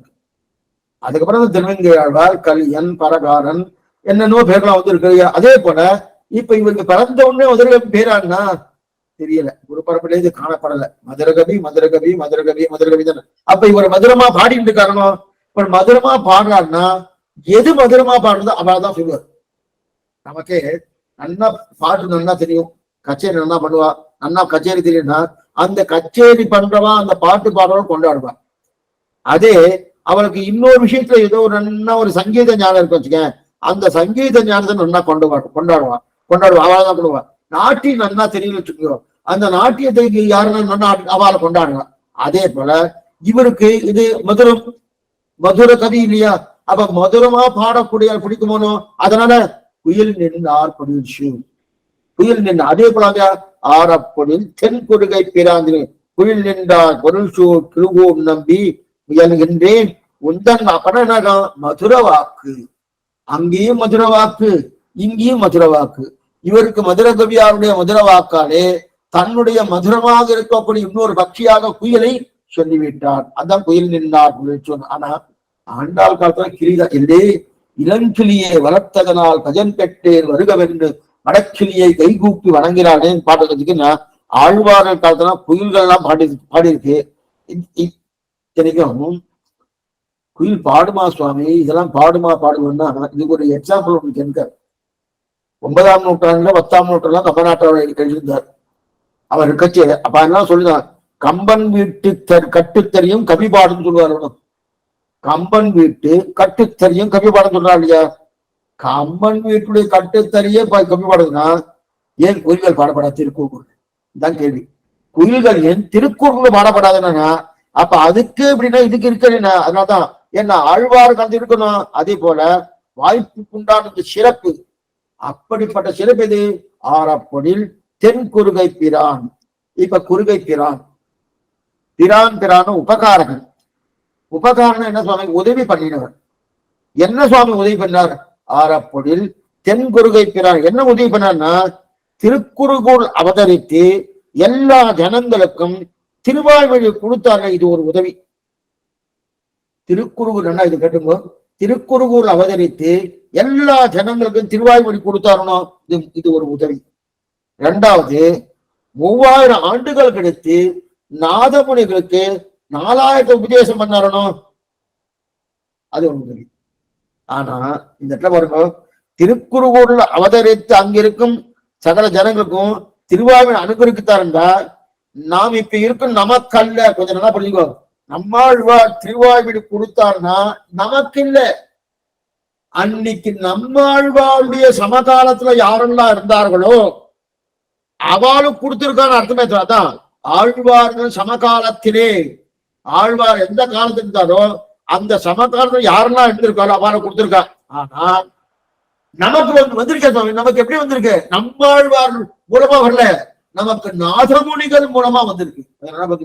நம்மாழ்வார் அவர், அப்ப நம்மாழ்வார் நேரா கொடுப்பாரா? இல்லையே, நாம இல்லையே, நாம அந்த காலத்துல இல்லையே, இருந்துன்னா அவரோட மோட்சத்துக்கு போயிருப்போம். இல்ல, எப்ப இல்லையோ அப்ப நமக்கு நம்மாழ்வார் டைரக்டா கொடுக்கல. ஆனா நம்மாழ்வார் தான் கொடுத்தார். கன்ஃபியூஸ் பண்றேன், ரொம்ப கன்ஃபியூஷனா இருக்குங்க. நம்மாழ்வார் தான் கொடுத்தார், ஆனா நம்மாழ்வார் கொடுக்கல. ரெண்டுமே சொல்லலைன்னா நாதமணிகள் மூலமா நமக்கு கொடுத்தார். இதுக்கு அத்வாரகம் சத்வாரகம்னு சொல்லுவார். அத்வாரகம் சத்வாரகம் சொல்லுவார். அப்படின்னா அத்வாரகம்னா ஒரு நிலை, சிருஷ்டி இருக்கணும். பகவான் படைக்கிறானோ, படைப்பது ரெண்டு விதமான படைப்பு உண்டு. அத்வாரக சிருஷ்டின்னு ஒண்ணு, சத்வாரக சிருஷ்டின்னு ஒண்ணு, இரண்டு சிருஷ்டி உண்டு. இதுக்கு வெஷ்டி சிருஷ்டி, சமஷ்டி சிருஷ்டி அப்படின்னு ரெண்டு சொல்லுவார். பிரம்மாவை படைக்கும் வரையில் அதுக்கு ஒரு சிருஷ்டி இருக்கு. பிரம்மா படைக்கிறதுக்கு முன்னாடி ஒரு சிருஷ்டி இருக்கு. பொங்கைங்குரனும் பொரியைந்தும் கரிகைந்திரியும் ஐம்பூதம் இங்கு ஒரு பிரகிருதி 24 தத்துவங்கள் இருக்கு இல்லையா? அந்த 24 தத்துவங்கள் அத்வாரக சிருஷ்டின்னு பேரு. பகவான் தானே சிருஷ்டிக்கிறார், பகவான் தானே சிருஷ்டிக்கிறார். அது அப்பெல்லாம் பிரம்மமே கிடையாது. 24 தத்துவங்கள் என்ன? பொங்கைங்குரனும் கர்மேந்திரங்கள் 10 ஞானேந்திரியங்கள், பஞ்ச கர்மேந்திரங்கள், பஞ்ச ஞானேந்திரியங்கள், தன்மாத்திரைகள், பஞ்ச தன்மாத்திரைகள்லாம் பார்த்தோம்னா 24 தத்துவங்கள். 24 தத்துவங்கள் அச்சித் தத்துவங்கள். அந்த அச்சித் தத்துவங்களை சிருஷ்டிக்கிறதுனா பகவான் தான், அவர் தானே சிருஷ்டிக்கிறார். அப்ப தானே சிருஷ்டிக்கக்கூடியனா அதுக்கு அத்வாரக சிருஷ்டின்னு பேரு. பகவான் தானே சிருஷ்டிப்பார். அதன் பிறகு என்ன பண்ணுவார்னா, ஒரு சரீரத்தை எடுத்துட்டு பிரம்மா என்கிற ஆத்மாவை அனுப்பிரவேசிக்கிறார். பிரம்மா என்கிற ஆத்மா ததேவானு பிராபிஷது ததனு பிரவிச்ச சத்யத்யச்சா பவதே நிருக்தஞ்சா நிருக்தஞ்சா நிலையனஞ்சா நிலையனஞ்சா விஜயானஞ்சா விஜயானஞ்சா சத்யஞ்சா சத்தியமவது எதிகங்கிஞ்ச அப்படின்னு தெரிவிக்கிறாரியா. அப்ப ததேவானு பிராபிஷது, அந்த பிரம்மாவை உள்ளே புகுந்து அதற்குள்ள தான் புகுந்து அதன் பிறகு அத்வாரக சிருஷ்டி சத்வாரக சிருஷ்டி. அத்வாரக சிருஷ்டி என்பது பகவான் தானே பண்ணுவது. சத்வாரக சிருஷ்டி மேலே பிரம்மதான் சிருஷ்டிக்கிறார். ஆனா பிரம்மாவுக்கு அந்தரியாமையாக இருந்து கொண்டு சிருஷ்டிக்கிறார். அதுக்கு சத்வாரக சிருஷ்டின்னு பேரு. அப்ப முதல் இருக்கக்கூடிய 24 தத்துவங்கள் அதுதான் அடிப்படை. இந்த அடிப்படையை சிருஷ்டியை தானே சிருஷ்டிப்பான் பகவான். அது இன்னொருத்தர் பிரம்மா குறுக்க வர்றது கிடையாது. முதல்ல பிரம்மாவே அப்ப பறக்கவே இல்லையே. பிரம்மா பறப்பதற்கு முன்னாடியே 24 தத்துவங்களும் கூடியிருக்கக்கூடிய இந்த சிருஷ்டியை பகவான் சிருஷ்டிச்சுவார். சிருஷ்டி முடிச்சதுக்கு அப்புறம் அதுக்கு அத்வாரக சிருஷ்டின்னு பேரு. அத்வாரக சிருஷ்டின்னு பேரு. அதன் பிறகு என்ன பண்ணுவாரு? அதுக்கெல்லாம் எதுவுமே தேவையில்லை. அதன் பிறகு என்ன பண்ணாரு? பிரம்மாவுடைய அந்த பிரம்மாவுடைய ஒரு ஆத்மா கொண்டு வந்து ஒரு சரீரத்தை புகுத்தி அந்த சரீரத்தை போது அதுக்கு அந்தரியாமை தான் இருந்து கொண்டு அதுக்கு சத்வாரக சிருஷ்டி. எல்லா ஜீவராசிகளையும் ஏற்கனவே உண்டு ஜீவராசிகள். ஆனா அந்த ஜீவராசிகள் சரீரத்தை கொடுத்து அவருடைய கர்மத்துக்கு தகுந்தவரை சிருஷ்டிக்கிறார்களோ அதுக்கு சத்வாரக சிருஷ்டின்னு பேரு. அதே போல இப்ப ஏன் சுவாமி இதை சொன்னீங்க? அதே போல திருவாய்மொழி அதே போல சுவாமி, அதே போல நம்மாழ்வார் 2 சிருஷ்டி பண்ணிடுறார். சுவாமி அவர் சிருஷ்டிக்கிற சாமர்த்தியம் உண்டா? இந்த சிருஷ்டி வேறு. 2 சிருஷ்டி பண்ணாரு. ஒன்று தன் காலத்தில் இருந்தவருக்கு உபதேசம். தன் காலத்தில் இருந்த உபதேசம் பண்ணாரோ, தானே நேரடியாக உபதேசம் பண்ணாரோ, அதுக்கு என்ன பேரு? அத்வாரக சிருஷ்டின்னு பேரு. இது போல 24 தத்துவங்கள் பகவான் தானே சிருஷ்டிக்கிறார், யாரும் குறுக்க கிடையாது. எந்த பிரம்மாவே கிடையாது. அப்ப அதுக்கு அத்வாரக சிருஷ்டின்னு பேரு. அதே போல தான் திருவாய்மொழி, திருவிருத்தம், திருவாசிரியம், பெரிய திருவந்தாதி, திருவாய்மொழி 4 பிரபந்தங்களையும் 4 வேத சாரமாக அன்றைக்கு இருக்கக்கூடிய எத்தனை ஜனங்கள் இருக்கோ சகல ஜனங்கள், அந்த சகல ஜனங்களுக்கும் தன்னுடைய சமகாலத்தில் இருக்கக்கூடிய ஜனங்களுக்கு தான் நேரடியா கொடுக்கிறாரோ அந்த நேரடியா கொடுக்கக்கூடிய அந்த உபதேசத்துக்கு அத்வாரக சிருஷ்டின்னு பேரு. அது தானே பண்ணார். அப்ப நாதமணி இல்லை. ஆழ்வார் அவதாரம் பண்ணு 5125 வருஷங்கள் ஆயிடுச்சு. நாதமணி அவதாரம் பண்ணி 827. அப்படி இருக்க செய்த அன்னைக்கு நாதமுனி அவதாரம் இல்லை. அதனால அப்ப என்ன ஆயிடுத்து, அத்வாரக சிருஷ்டின்னு பேரு. அப்ப அன்னைக்கு இருக்கக்கூடிய சகல ஜனங்களுக்கு உபதேசம் பண்ணார். அதுக்கப்புறம் சத்வாரகம் என்னது, ரெண்டு உபகாரம், அத்வாரக உபகாரம் சத்வாரக உபகாரம். அப்படின்னா பின்பு நமக்கு பண்ணாரனும் இப்ப நாமெல்லாம் தெரிஞ்சுட்டு இருக்கணும். அப்ப நாமெல்லாம் தெரிஞ்சிட்டதுக்கு இதுக்கு என்ன பேரு சுவாமி, சத்வாரக உபகாரம் பேரு. அத்வாரக உபகாரம் என்பது அன்னைக்கு சுவாமி நம்மாழ்வார் இருக்கும்போது சமகாலத்தில் இருந்தவர்களுக்கு உபதேசம் பண்ணது அத்வாரக உபகாரம். சத்வாரக உபகாரம் என்பது எது போல, நாதமணிகளை கொடுத்து நாதமணி மூலமா நம்ம கொடுத்துருக்காரோ அதுக்கு என்ன பேரு, சத்வாரக உபகாரம்னு பேரு. அதத்தான் பாருங்க, பகவானுடைய சிருஷ்டி எப்படி, அத்வாரகம் சத்வாரகம், தானே பண்ணா அத்வாரகம், பிரம்மாவை இடையிட்டு கொண்டு பண்ணா சத்வாரகம். அதே போல தானே நேரே உபதேசம் பண்றார் ஆழ்வார், அத்வாரக உபகாரணம். அதே நாதமுனியை இடையிட்டு கொண்டு உபதேசம் பண்றார், சத்வாரக உபகாரம். அதனால்தான் நமக்கெல்லாம் எல்லாமே 10 சொல்றோம். பகவத் அவதாரங்கள் 10, ஆழ்வார் அவதாரங்கள் 10, திருவாய்மொழி 10. திருவாய்மொழி அவதாரம் 10, ஆமா. பகவத் அவதாரம் 10, ஆழ்வார் அவதாரங்கள் 10, திருவாய்மொழி 10 கூடியதுனோ அப்படின்னு தெரிவிக்கிறாரு. 10 அப்படின்னு தெரிவிக்கிறார் ஆழ்வார் அப்படிங்கிறது. இதனால்தான் பிரமாணம் என்ன, பிரமேயம் என்ன, பிரமாத்தாக்கள் என்ன, இந்த 3ம் 10 அவதாரங்கள். இந்த 3க்குமே 10 அவதாரங்கள். பிரமாணம், பிரமேயம், பிரமாதா. கொஞ்சம் ஜாகிரதையா சொல்லுங்க. பிரமாணம் எந்த நூல் கொண்டு நம்ம தெரிஞ்சு கொள்றோமோ அதுக்கு பிரமாணம்னு பேரு. பிரமேயம் அந்த நூல் யாரை சொல்கிறதோ அதுக்கு பிரமேயம்னு பேரு. பிரமாதா அந்த நூலை யார் சொன்னாரோ அவளுக்கு பிரமாதான்னு பேரு. ஒரே ஒரு எக்ஸாம்பிள் சொல்றேன், திருவாய்மொழி பிரமாணம். அப்ப எந்த நூலோ அந்த நூலு பிரமாணம், திருவாய்மொழி பிரமாணம். அப்ப திருவாய்மொழி வைத்துக் கொண்டு பிரமேயம் வந்து சுவாமினா கண்ணன் பிரமேயம், கண்ணன் கலனை நன்னம் மனமொழியீர் என்னும் திருநாமம் தின்னம் நாரணமே சொன்னார் இல்லையா. அப்ப பிரமேயம் எதுன்னா கண்ணன் தான் பிரமேயம். பிரமாதா யாரு தெரியாது, நன்னாவே தெரியாது யாரு, நம்மளோட தான்.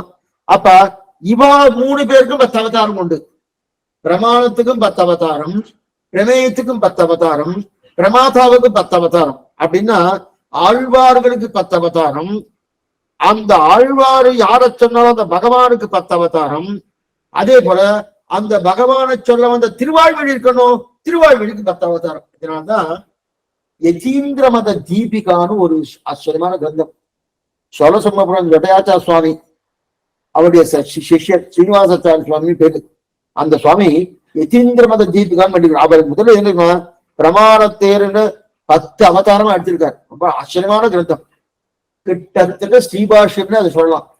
அதுல சொல்லப்பட்ட கருத்துக்கள் அப்படியே பூர்ணமா எடுக்கிறார். ஆனா குட்டி ஸ்ரீபாஷ்யம் இதை தெரிஞ்சின்றாலே, முதல்ல இதை தெரிஞ்சுட்டு ஸ்ரீபாஷ்யத்துக்கு போனா ஒரு நல்லா புரியும் இருக்கட்டும் அப்படி கட்சிது. அப்ப 10 ஆழ்வார்கள் என்ன, அதே போல 10 அவதாரங்கள் பகவானுக்கு என்ன, அதே போல திருவாய்மொழி 10 இருக்குது. அப்ப பிரமேயம்ங்கிற பகவத் அவதாரம் 10, பிரமாத்தாக்கள் ஆழ்வார்கள் அவதாரம் 10, பிரமாணம் திருவாய்மொழி அவதாரம் 10. சரி சுவாமி, நம்மாழ்வார் இருக்கும்போது இவர் திருச்சி நட சுவாமி எல்லாருக்கும் உபதேசம் பண்ணான்னு சொல்லிட்டு இருக்காரு. யாராவது தெரிஞ்சிருக்காருன்னா நிறைய பேர் தெரிஞ்சிருக்கா. இன்னும் கேட்டா அதன் பின்னாடி நாதமணிகள் கொண்டு வந்து சேர்த்ததுக்கு கூட தெரிஞ்சாரான்னு தெரியாது. ஆழ்வார் காலத்துல சம காலத்துல நிறைய பேர் தெரிஞ்சிருக்கா. தெரிஞ்சினபடியால் தான் ஆழ்வாரே பாடுறாரு, ஊரும் நாடும் உலகமும் தன்னை போல் அவனுடைய பேரும் தாழ்களமே பிதற்ற கற்புவானிடரை தெரிவிக்கிறார் இல்லையா. அப்ப எல்லாரும் என்ன பண்றேன், என்ன போல ஆக்க போறேன். ஆழ்வார் தெரிவி என்ன போல எல்லாரையும் ஆக்க போறேன். ஏன்னா என்னென்ன ஆக்க போறேன்னா, நான் இப்படி பகவத் விஷயத்துல வெறும் காதலோடு இருக்கிறேன், அதே காதலோடு எல்லாரும் இருக்க வேண்டும். அது மட்டும் இல்ல, இன்னொரு பாசம் 5ஆம் பத்து 2ஆம் திருவாய்மொழி.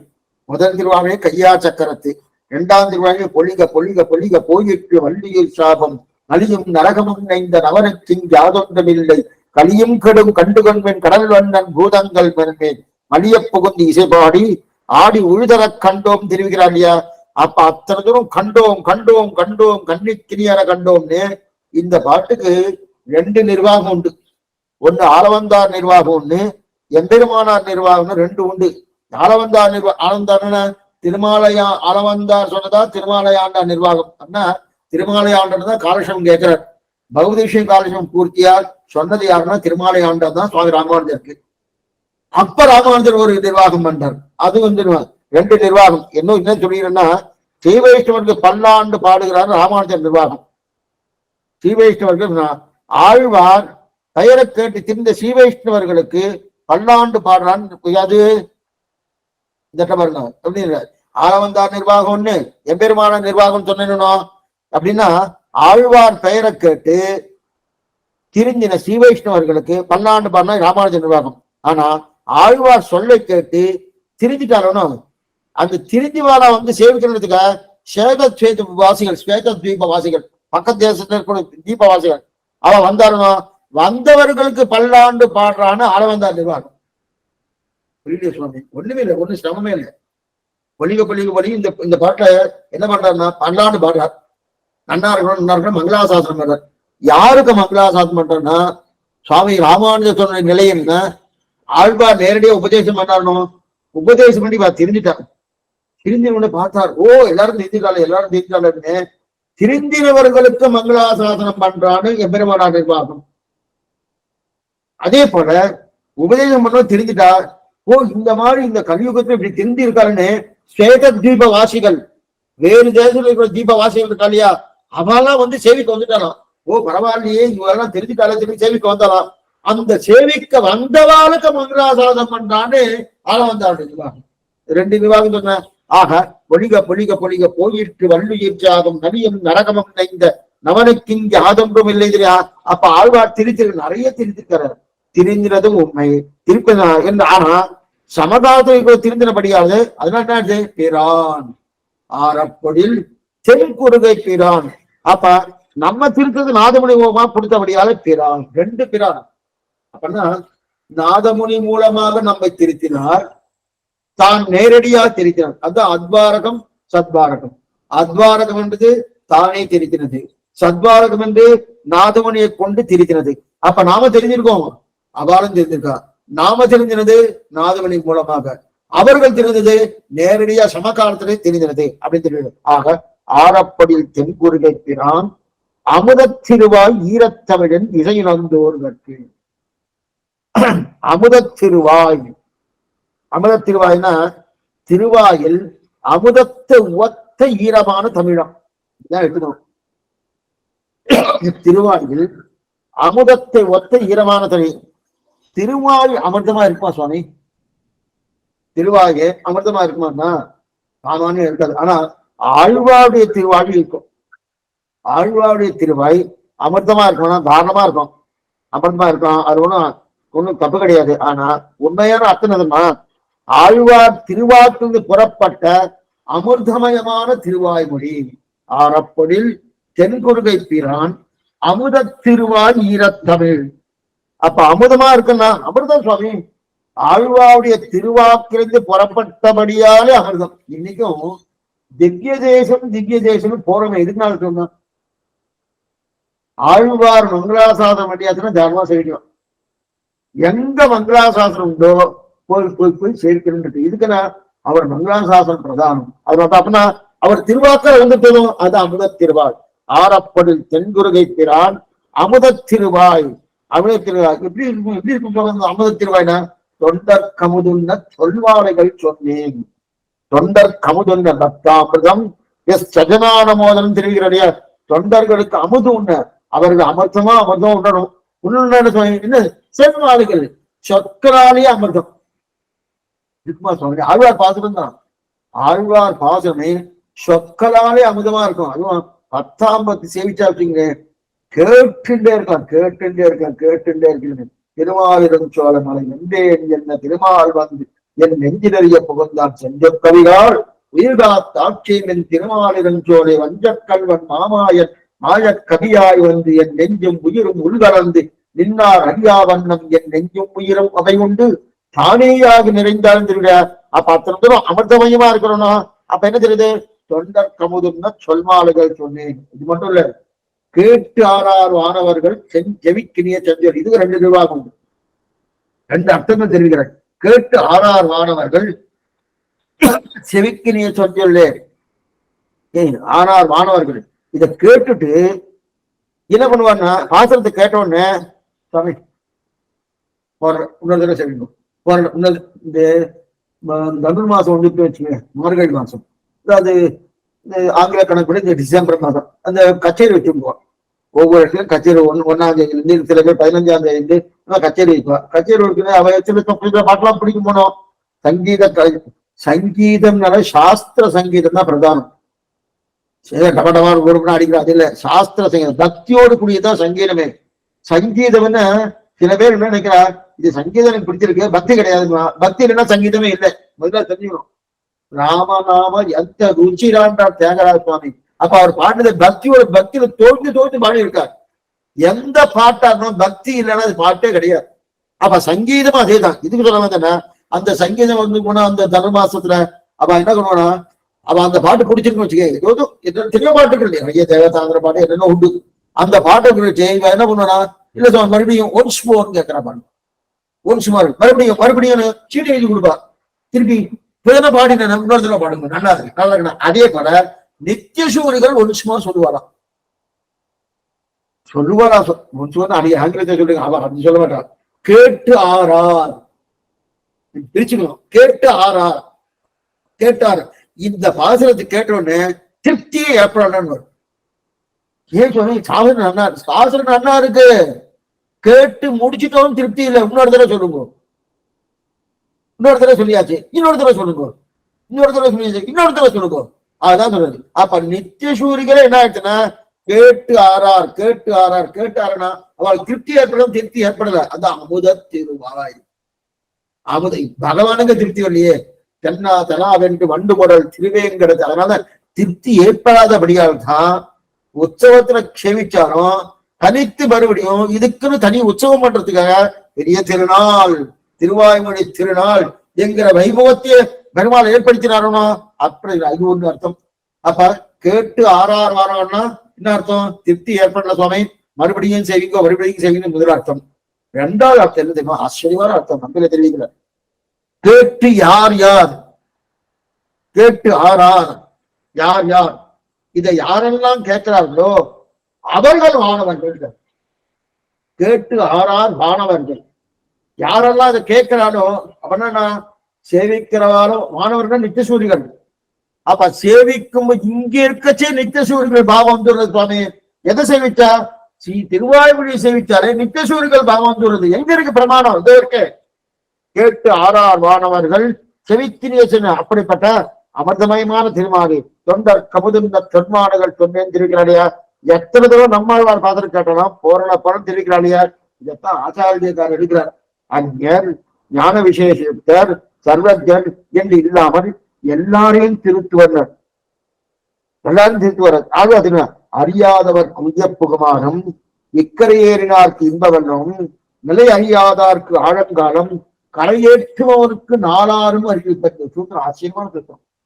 அறியாதார்க்கு உய்யப்புகமானம், நமக்கெல்லாம் ஒண்ணுமே தெரியாது, நமக்கும் உபதேசம் பண்ணுவார். இக்கரையேறினார்க்கு இன்பவல்லவும், அதே யாருக்கு? ஆச்சாரெல்லாம் நல்லா கரையேறிட்டார், அவளுக்கு நல்ல இன்ப எதுன்னு சொல்லுவார். நிலை அறியாதற்கு ஆழங்காலம், நிலை அறியாத ஆழ்வார்கள், அவளுக்கு என்னன்னு தெரியாது. செஞ்சோர் கவிகால் உயிர்காத்தாட்சியும் தெரிவிக்கிறாரையா. அந்த நிறைய ஆழங்கால்னா இங்க போகாதீங்க, இங்க பள்ளம் அதிகம், இங்க போகும் தெரிவிக்கிறார்களோ. அந்த தெரிவிக்கோடு நிலையாத ஆழங்காலம், கரையேற்றுபவனுக்கு நாளாரும். கரையேற்றுபவன் சர்வேஸ்வரன், பகவானுக்கு உபதேசம் பண்ண. பகவானுக்கு உபதேசம் பண்ணியிருக்காரு சுவாமி. இன்னின்ற நீர்மை இனியாமரம், இந்த சரீரத்தோட ஐக்கியம் போகாத, இந்த சரீரத்தை இங்க விடுன்னு தெரிவிக்கிறார் இல்லையா. அவனுக்கு உபதேசம் பண்றான். அப்ப எல்லாருக்கும் உபதேசம் பண்ணக்கூடிய ஆழ்வார் நித்தியசூரிகள் கூட கேட்டு போதும் சொன்னது கிடையாது. பகவானே சொல்லிய சுவாமி போதும் சொன்னாருக்குன்னா சொல்லலையேனோ. அப்ப ஆழ்வாருடைய திருப்பவலத்தில் தோன்றியது இல்லையா. ஆனால் இந்த இருக்க ஆழ்வாருடைய திருப்பவலத்தில் வந்து சொன்னோம். அந்த திருப்பவலத்தை சேவிக்கணுமே சுவாமின்னா, இன்னைக்கு இருக்கக்கூடிய அச்சா திருமேனி போய் சேவிச்சேன்னா, எங்க திருப்பவலம், எங்க திருக்கண்கள், எங்க திருக்காது, எங்க திருமூக்கு, எங்க திருவாய், நீ கெட்டத போய் சேவிச்சு பாருங்க ஆலோசனையில. அதுக்கு இதான் தெரியுமாண்ணா? சுவாமி எதுவுமே தெரியும். எப்படி சுவாமி? ஆழ்வார் விக்கிரகம் தான். ஆழ்வார் விக்கிரகம் தான். ஆழ்வார் விக்கிரமே சந்தேகம், ஆழ்வார் விக்கிரகம் தான். ஆனா திருக்கண்களோ திருக்காதுகளோ திருச்செவியோ அதே போல இருக்கக்கூடிய திருமூக்கோ திருவாயோ இதெல்லாம் எங்க தெரியறதானா அவ்வளவு அவ்வளவு கிட்டவே நல்லா செவிச்சா விட சுமாரா தெரியுமே தவிர அது நல்லா ஒண்ணு பார்க்கணும் அவ்வளவு தெரியல. ஏன்னா 5000 வருஷங்கள் ஒரு வருஷம் இதுக்கு 5125 வருஷம் ஆயிருக்கணும். 5000 வருஷங்கள் ஆயிடுச்சு. 5000 வருஷங்களா ஒரு விக்கிரகம் எத்தனை தூரம் செஞ்சு போயிருக்கோம், எத்தனை தூரம் இருக்கும். அதெல்லாம் என்ன பண்ணாரு அவர் ஒண்ணுமே இல்ல. அதுக்கு மேல மேல நிறைய கவசங்கள் சாத்திருக்கார். தங்கத்தாலே இடைச்சி இருக்கான். அந்த தங்கத்தை அந்த ஜேஷ்டாபிஷேகம் செவிச்சாரு. எப்படி இருந்துமா ஜேஷ்டாபிஷேகம்னா அநேகமா ஆனிவாசம் தொடங்கி ஐப்பசி மாதம் பரியத்துக்குள்ள அந்தந்த மாசத்துல அந்தந்த சன்னதியில அவ வழக்கு வச்சிருக்கா. அந்த வழக்கம் பிரகாரம் அவ பண்ணுவா. ஸ்ரீரங்கத்தையும் ஜேஷ்டாபிஷேகம் உண்டு. ஸ்ரீரங்கத்துல ஒரு ஜேஷ்டாபிஷேகம் ஒரு தனி. ஏன்னா அதை எல்லாரும் சேவிக்க முடியாது. ஜேஷ்டாபிஷேகம்னா 7 தர போட்டுவா. 7 தர போட்டு நம்பெருமான் உள்ளதான் இருப்பாரு. அதுக்கு பின்னாடி யாருமே தேவை முடியாது. அதுவும் எப்பத்தமா நடக்கும்? முதல் பிரகாரத்தான் ஜேஷ்டாபிஷேகம் நடக்கும் ஸ்ரீரங்கத்துல. அங்கதான் நடக்கும் நம்பெருமான் ஜேஷ்டாபிஷேகம். யாராவது சேவிச்சிருக்காங்கன்னா அது அந்த அர்ச்சகருக்கு தெரியும், மற்றவாளுக்கு தெரியுதுல. ஜேஷ்டாபிஷேகம் எல்லாருமே செய்கிறார். அப்பதான் அவர் பெருமாள் எப்படி சுவாமி இருப்பாருன்னா ரொம்ப வெள்ளிசா இருக்கும். நம்பெருமாள் எப்படி இருப்பாருன்னா திருமேனியே ரொம்ப வெள்ளிசாதான். அதே போலதான் நம்மாழ்வார் திருமேனியும். நம்மாழ்வார் திருமேனியும் ரொம்ப வெள்ளிசா இருப்பார். அதுக்கு நேரை சுவாமி இன்னைக்கு நல்லா சேவிக்கிறோமே சுவாமி என்ன சேவிக்கிறேன்னா அதுக்கு மேல் தப்பி தவிர ஜேஷ்டாபிஷேகம் சேவிச்சாலும் போச்சு. சேவிக்க முடியாது. சேவிச்சாச்சுன்னா இவர் தான் நம்மாழ்வாரான்னு சந்தேகம் வரும். இவர் தான் நம்மாழ்வார்னு சந்தேகம்னா நமக்கு என்ன தோணும்னா வெறுமனே சொர்ணத்தால் அந்த நம்மாழ்வாரை மெழுகுனார் போல மெழுகு பண்ணி வச்சிருக்கார். சொர்ணத்தாலே நல்ல தங்கத்தாலே மெழுகு அந்த விக்கிரகத்தில். அதனாலதான் அந்த விக்கிரகத்துக்கு எத்தனை வைபவம். மெழுகு வச்சுட்டு இருக்கணும். அங்கு திருக்கண் எங்க இருக்கு, திருமூக்கி எங்க இருக்கு, திருவாய் எங்க இருக்கு, அந்த உபதேசம் எங்க இருக்குன்னா இதெல்லாம் நல்லா கண்ணா தீண்டி பார்த்தா கூட சுமாராதான் தெரியும். சரி சுவாமி நம்மாழ்வார் ஏன் இப்படி பண்றாருன்னா ரட்சிக்கணுமே. விக்கிரகத்தை ரட்சிக்கணும். 5000 வருஷத்துக்கு மேல பண்ணின விக்கிரகம். அது தீர்த்தத்தால் ஒரு சிற்பி பண்ணின விக்கிரகம் கிடையாது நம்மாழ்வார் விக்கிரகம். இந்த பௌஷதாச்சாரிய விக்கிரகம் ஆகட்டும், அதாவது ஆழ்வார்த்திலே சுவாமி ராமானுஜர் விக்கிரகம் பௌஷதாச்சாரிய விக்கிரகம், அந்த விக்கிரகம் ஆகட்டும். அதே போல நம்மாழ்வார் விக்கிரகம் ஒரு சிற்பி கையால பண்ணப்பட்ட விக்கிரகம் அல்ல. தீர்த்தத்தை காய்ச்சி அதன் மூலமா வந்தப்பட்ட விக்கிரகம் தானே. எதுக்கு சொல்றதுன்னா அப்படி இருக்கச்சே அதனால்தான் அது நல்லா ரட்சிக்கணும். அந்த ரட்சிக்கணும்னா அத்தனை அழகு அந்த அழக அப்ப கவசம் போடாம இருந்தாலும் சேவிக்கலாம்னா அழகு திருட்டு வந்துக்குமோ பல்லாயிரம் தங்கின அந்த திருட்டு வந்துதான் மேற்கொண்டு தங்க கவசத்தை போட்டு ஏன்னா ஆபரணத்துக்கு அடகு கொடுக்கும் பெரும்பாலும் பேர் கேள்விப்பட்டுக்கணும். இந்த அனுமானம் கேட்கிறார் அவனை பார்த்து, என்ன நீ மாதிரி ஆபரணத்தை பொண்ணு வரப்படாதா, உடம்பெல்லாம் அடைக்கப்படாதா, இவ்வளவு அழகா இருக்க திருட்டுப்பட்டதாருன்னா அந்த அளவுக்கு அழகு ராமன் திருவேணி. அதே போல விக்கிரகத்துக்கும் உண்டு. அந்த அழகு உண்டோன்னா அந்த அழகை மறைக்கத்தான் இது ஜேஷ்டாபிஷேகத்துக்கு முன்னாடி இந்த கவசங்கள்லாம் சாத்திரணும். அந்த சாத்திரணும் அத்தனை அழகு. இப்ப ஆழ்வாருடைய திருவாய்மொழி அழகு, அப்புறம் திவ்யமங்கல விக்கிரகத்தின் அழகு ரெண்டையும் சேர்ந்தாச்சுன்னா நம்ம கண்ணிச்சில பட்டும் சுவாமி வேண்டாம். அப்பாஞ்சன்யம் பல்லாண்டு நாமே திரும்பி கேட்டு இல்லையா? அதனால சேர்த்து வைத்து மெழுகினார் போல தங்கத்தால இழச்சி ஏற்றிருக்கா. அதனாலதான் நம்ம குருவாச்சாரம் என்ன பண்ணா இந்த மாதிரி இழைச்சி ஜாகிரதையா பார்த்துக்கிறாங்க. ஆக ஈரத்தமிழில் ஆழ்வார் பண்ணார். ஆரப்படில் தென்குருகை பிரான் அமுத திருவாய். அப்படிப்பட்ட திருவாய் அந்த அமுதத்திருவாய் ஈரத்தமிழ் ஆழ்வார் சொன்னார்னா அது என்ன சுவாமி? அந்த ஈரத்தமிழ் எதுக்கு சுவாமி? எல்லாருடைய இவருடைய கொதிப்பு அது அடங்கணுமா?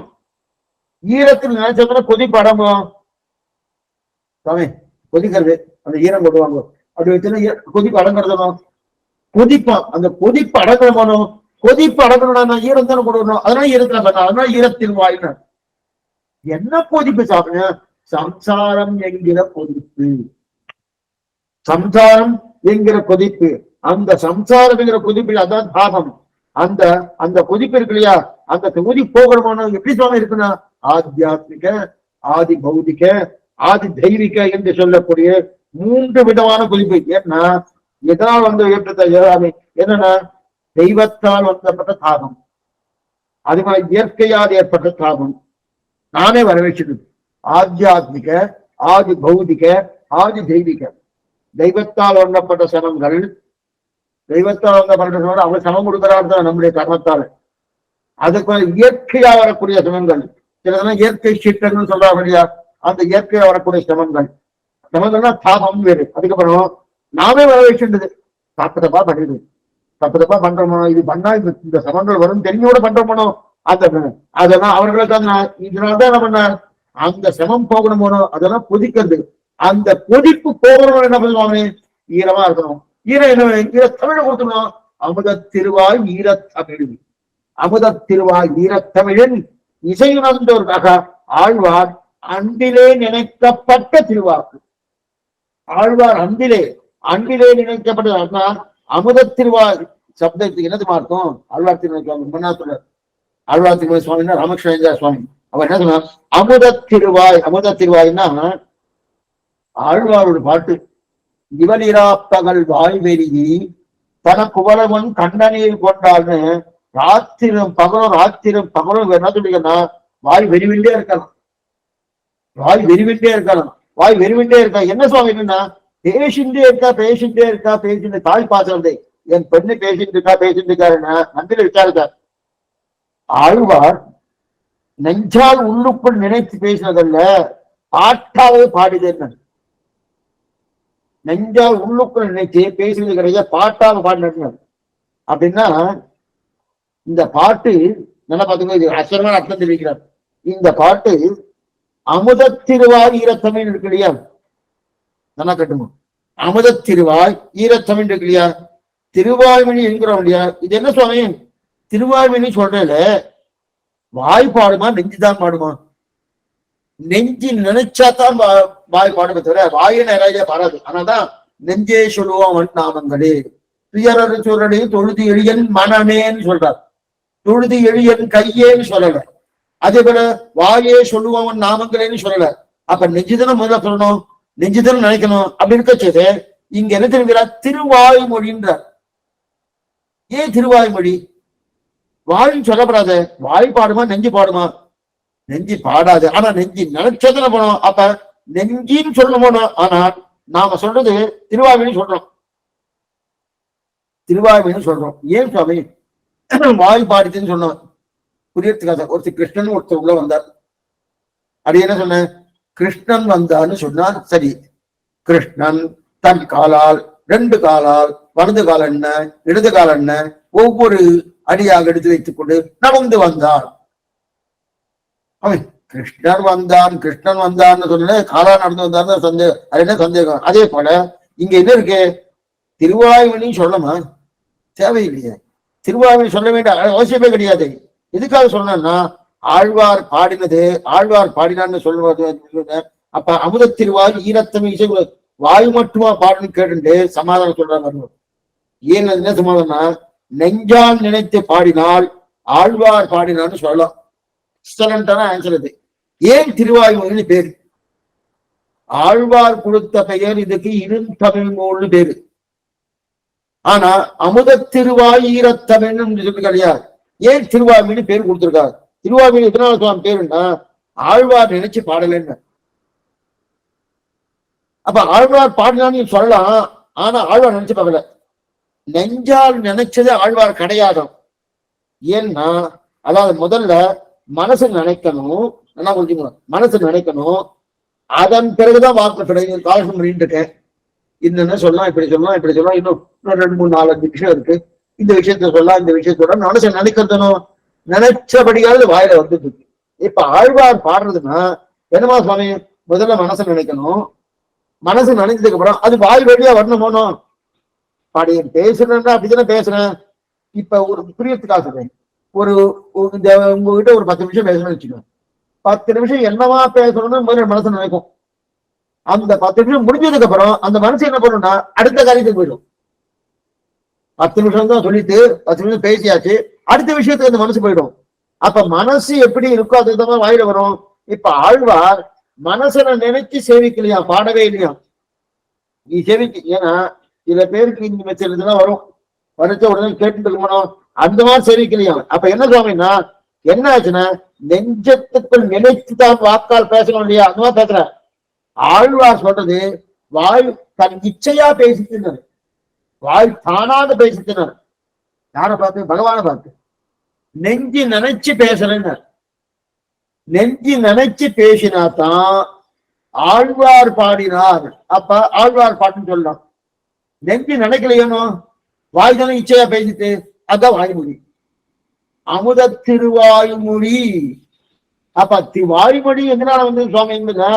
இவர் நினைக்கல சுவாமி, சரி சுவாமி, இவர் தன்னிச்சையா வேற பாடிட்டாருன்னா, அதனால நான் பாடின பாட்ட பாருங்க, ஆழ்வார தெரிவிக்கிறார். என்ன தெரிவிக்கிறார்னா, இதெல்லாம் பாடிட்டேன், முதல்ல நெஞ்சு நினைச்சு பாடல, நெஞ்சால நினைக்காம பாடினேன், பாடின பிறகு ஆராய்ச்சி பண்ணி பார்த்தேன், பண்ணி பார்த்தோன்னே என் நெஞ்சில நீ இருந்திருக்கியே, பகவான் சொல்ற, என் நெஞ்சில நீ இருந்திருக்கியே, என் நெஞ்சுக்குள் நீ இருந்தா என்று நினைச்சு பாடல, நினைச்சு பாடல, பாடுறேன். பாட்டை நான் பாடிட்டேன், பாடினதுக்கு அப்புறம் அதுக்கப்புறம் நான் என்ன சொல்றது, பாடி முடியுமான்னு இருக்கேன்னா, இப்படி அக்கிரமோட பாட முடியுமான்னா பகவான் கொடுத்தா பாடின, பகவான் கொடுத்தார். என் நாவினில் வந்து புகுந்து நல்லின் கவி, என் நாவினில் வந்து புகுந்து நல்லின் கவின்னு தெரிவிக்கிறார் இல்லையா? அப்ப பகவான் கொடுத்து பாடினார்னா அதுல ஏதாவது சொல்ல முடியுமான்னா குறை கிடையாது. அப்ப நெஞ்சு நினைச்சு பாடணும்ன்ற அவசியமே கிடையாது. அப்ப நெஞ்சு சாமான்யமா நெஞ்சு நினைச்சாதான் பாட முடியும். அப்படியே இப்ப காலட்சேபம் சொல்றாங்க, முன்னாடி பார்த்துட்டு அப்புறம் நெஞ்சு நினைக்கிறது, இத்த சொல்லுன்னு சொல்றது சொல்லிட்டேன். அந்த மாதிரி ஆழ்வார் பாடினார்னா கிடையாது. ஏன் சுவாமி? அதாவது வாய்மொழின்னு. சரி, அந்த மாதிரி முடியுமான்னா அவர் அந்த அனுகிரகம் பண்ணியிருக்காரு. நெஞ்சால அப்ப நம்மளால பாட முடியும், பண்ண முடியாது. நெஞ்சால நினைக்காம தான் தோணித்தனமா பேசினா தப்பா வரும். ஆனா இங்க எல்லாமே சரியா இருக்குன்னா பகவ மயர் வர மாதிரி அருளப்பெற்றவர் ஆழ்வார். அருளப்பெற்றபடியாலே என்ன பண்ணார்? தன்னுடைய இச்சையாக வாயால பாடுறார். பாடினபடியாலே அமுத திருவாய். அப்ப என்ன, நம்ம ஆழ்வார் பாடினான்னு வரல, அப்ப என்ன வந்து திருவாய் பாடிக்கு. திருவாய் இதுக்கு சுவாமினா ஒண்ணு வேண்டாம், நம்ம என்ன சொல்லணும், நாவினால் அவை தின்ம வெய்தினை பெரியவாசம் கட்டுகிறார். நாக்கால படி. சில பேர் சொல்லுவாங்க, என் புள்ள 2 கண்ணால பார்த்து படிச்சுட்டுங்க ராத்திரி, நேற்றுக்கு பரீட்சை, அடுத்த நாள் பரீட்சை, 2 கண்ணால பார்த்து படிச்சேங்க. பார்க்கணும்னா கண்ணு வேணும், கண்ணு இல்லாம பார்க்க முடியாது. சங்கல்ப ரீதியா பாக்குறதுலாம் செய்வை கூட நிக்க கிடையாது. அப்ப கண்ணுதானே வேணும். என் புள்ள பார்த்து படிச்சோம், தெரிஞ்சு போச்சு. 2 கண்ணால பார்த்து படிச்சோம் சொல்ல வேண்டிய அவசியமே இல்லை. அதே போல நாவினால் நவை தின்ம வைத்தினா, நவில்வதுன்னா நாக்காலதான். நவில்வதுன்னு பாடுவது, பாடுவதுன்னு சொன்னா நாக்காலம் தானே பாடணும். நாக்கால பாடி இன்ப வைத்தினேன்னா என்ன சுவாமி புரியவே இல்லைன்னா, அப்பன்னா என்ன அர்த்தம் தெரியுமா? நாக்காலதான் பாடினேன், நாவினாதான் நவீன்றேன், ஆனா மனசகாயம் இல்லாமல் நவீன்றேன். மனசு சகாயம் பண்ணித்தன, ஒரு சகாயம் பண்ணல, மனசகாயம் இல்லாமல் நாவினால் நவித்தேன். ஏதோ சொன்னேன், திருக்குறுகூர் நம்பின்னு சொன்னேன், இன்ப வைத்தினேன். அதே போல இங்க மனசகாயமே கிடையாது, மனசு நினைக்கல, ஆழ்வார் வாயால பாடிட்டார். அதனால்தான் திருவாய்மொழி சொல்கிறார். ஆக ஆரப்படில் தென்குருகை பிரான் அமுத திருவாய் ஈரத்தமிழ், ஈரத்தமிழ் அமுத திருவாய் வரைக்கும் பார்த்திருப்போம். மேற்கொண்டு என்னன்றது அடுத்த வாரம் பார்ப்போம். அடுத்த வாரம் காலட்சேபம் பூர்த்தியா கிடையாது. அது என்னுடைய திருத்தலத்தினுடைய சார்ந்த கணிதமும் 2-3 நாள் அதுக்கு அந்த கணிதத்துல போயிடும். கொஞ்சம் ஆந்திர தேசத்துக்கு கொஞ்சம் வெளியூர் போக வேண்டியிருக்கு 2 நாள். அதனால அடுத்த வாரம் பூர்த்தியா காலட்சேபம் கிடையாது. ஆனா 4 சனிக்கிழமை இன்னைக்கு அர்ச்சராது உண்டு. இந்த சனிக்கிழமை 4 அன்னைக்கு அர்ச்சராது உண்டு. இன்னைக்கு சாயங்காலம் உதயஸ்தமான தெலுங்கு காலட்சேபம் உண்டு. நாளை சாயங்காலம் தெலுங்கு காலட்சேபம் உதயஸ்தமான உண்டு. சனிக்கிழமை இன்னைக்கு 11 மணிக்கு உண்டு. இது அர்ச்சராது அவசியம் வழங்கிவிடுறேன். அடுத்த வாரம் பூர்த்தியா கிடையாது. அடுத்த வாரம் நம்ம சனிக்கிழமை பார்க்கலாம். இப்ப ஏதாவது சந்தேகம் இருந்தா அவசியம் கேட்கணும்னு நினைக்கிறேன். ஆழ்வார் அந்திரமான அடியேற்றம் ஆச்சாரியனுக்கு பகவதால் திருவடிகளே சரணம்.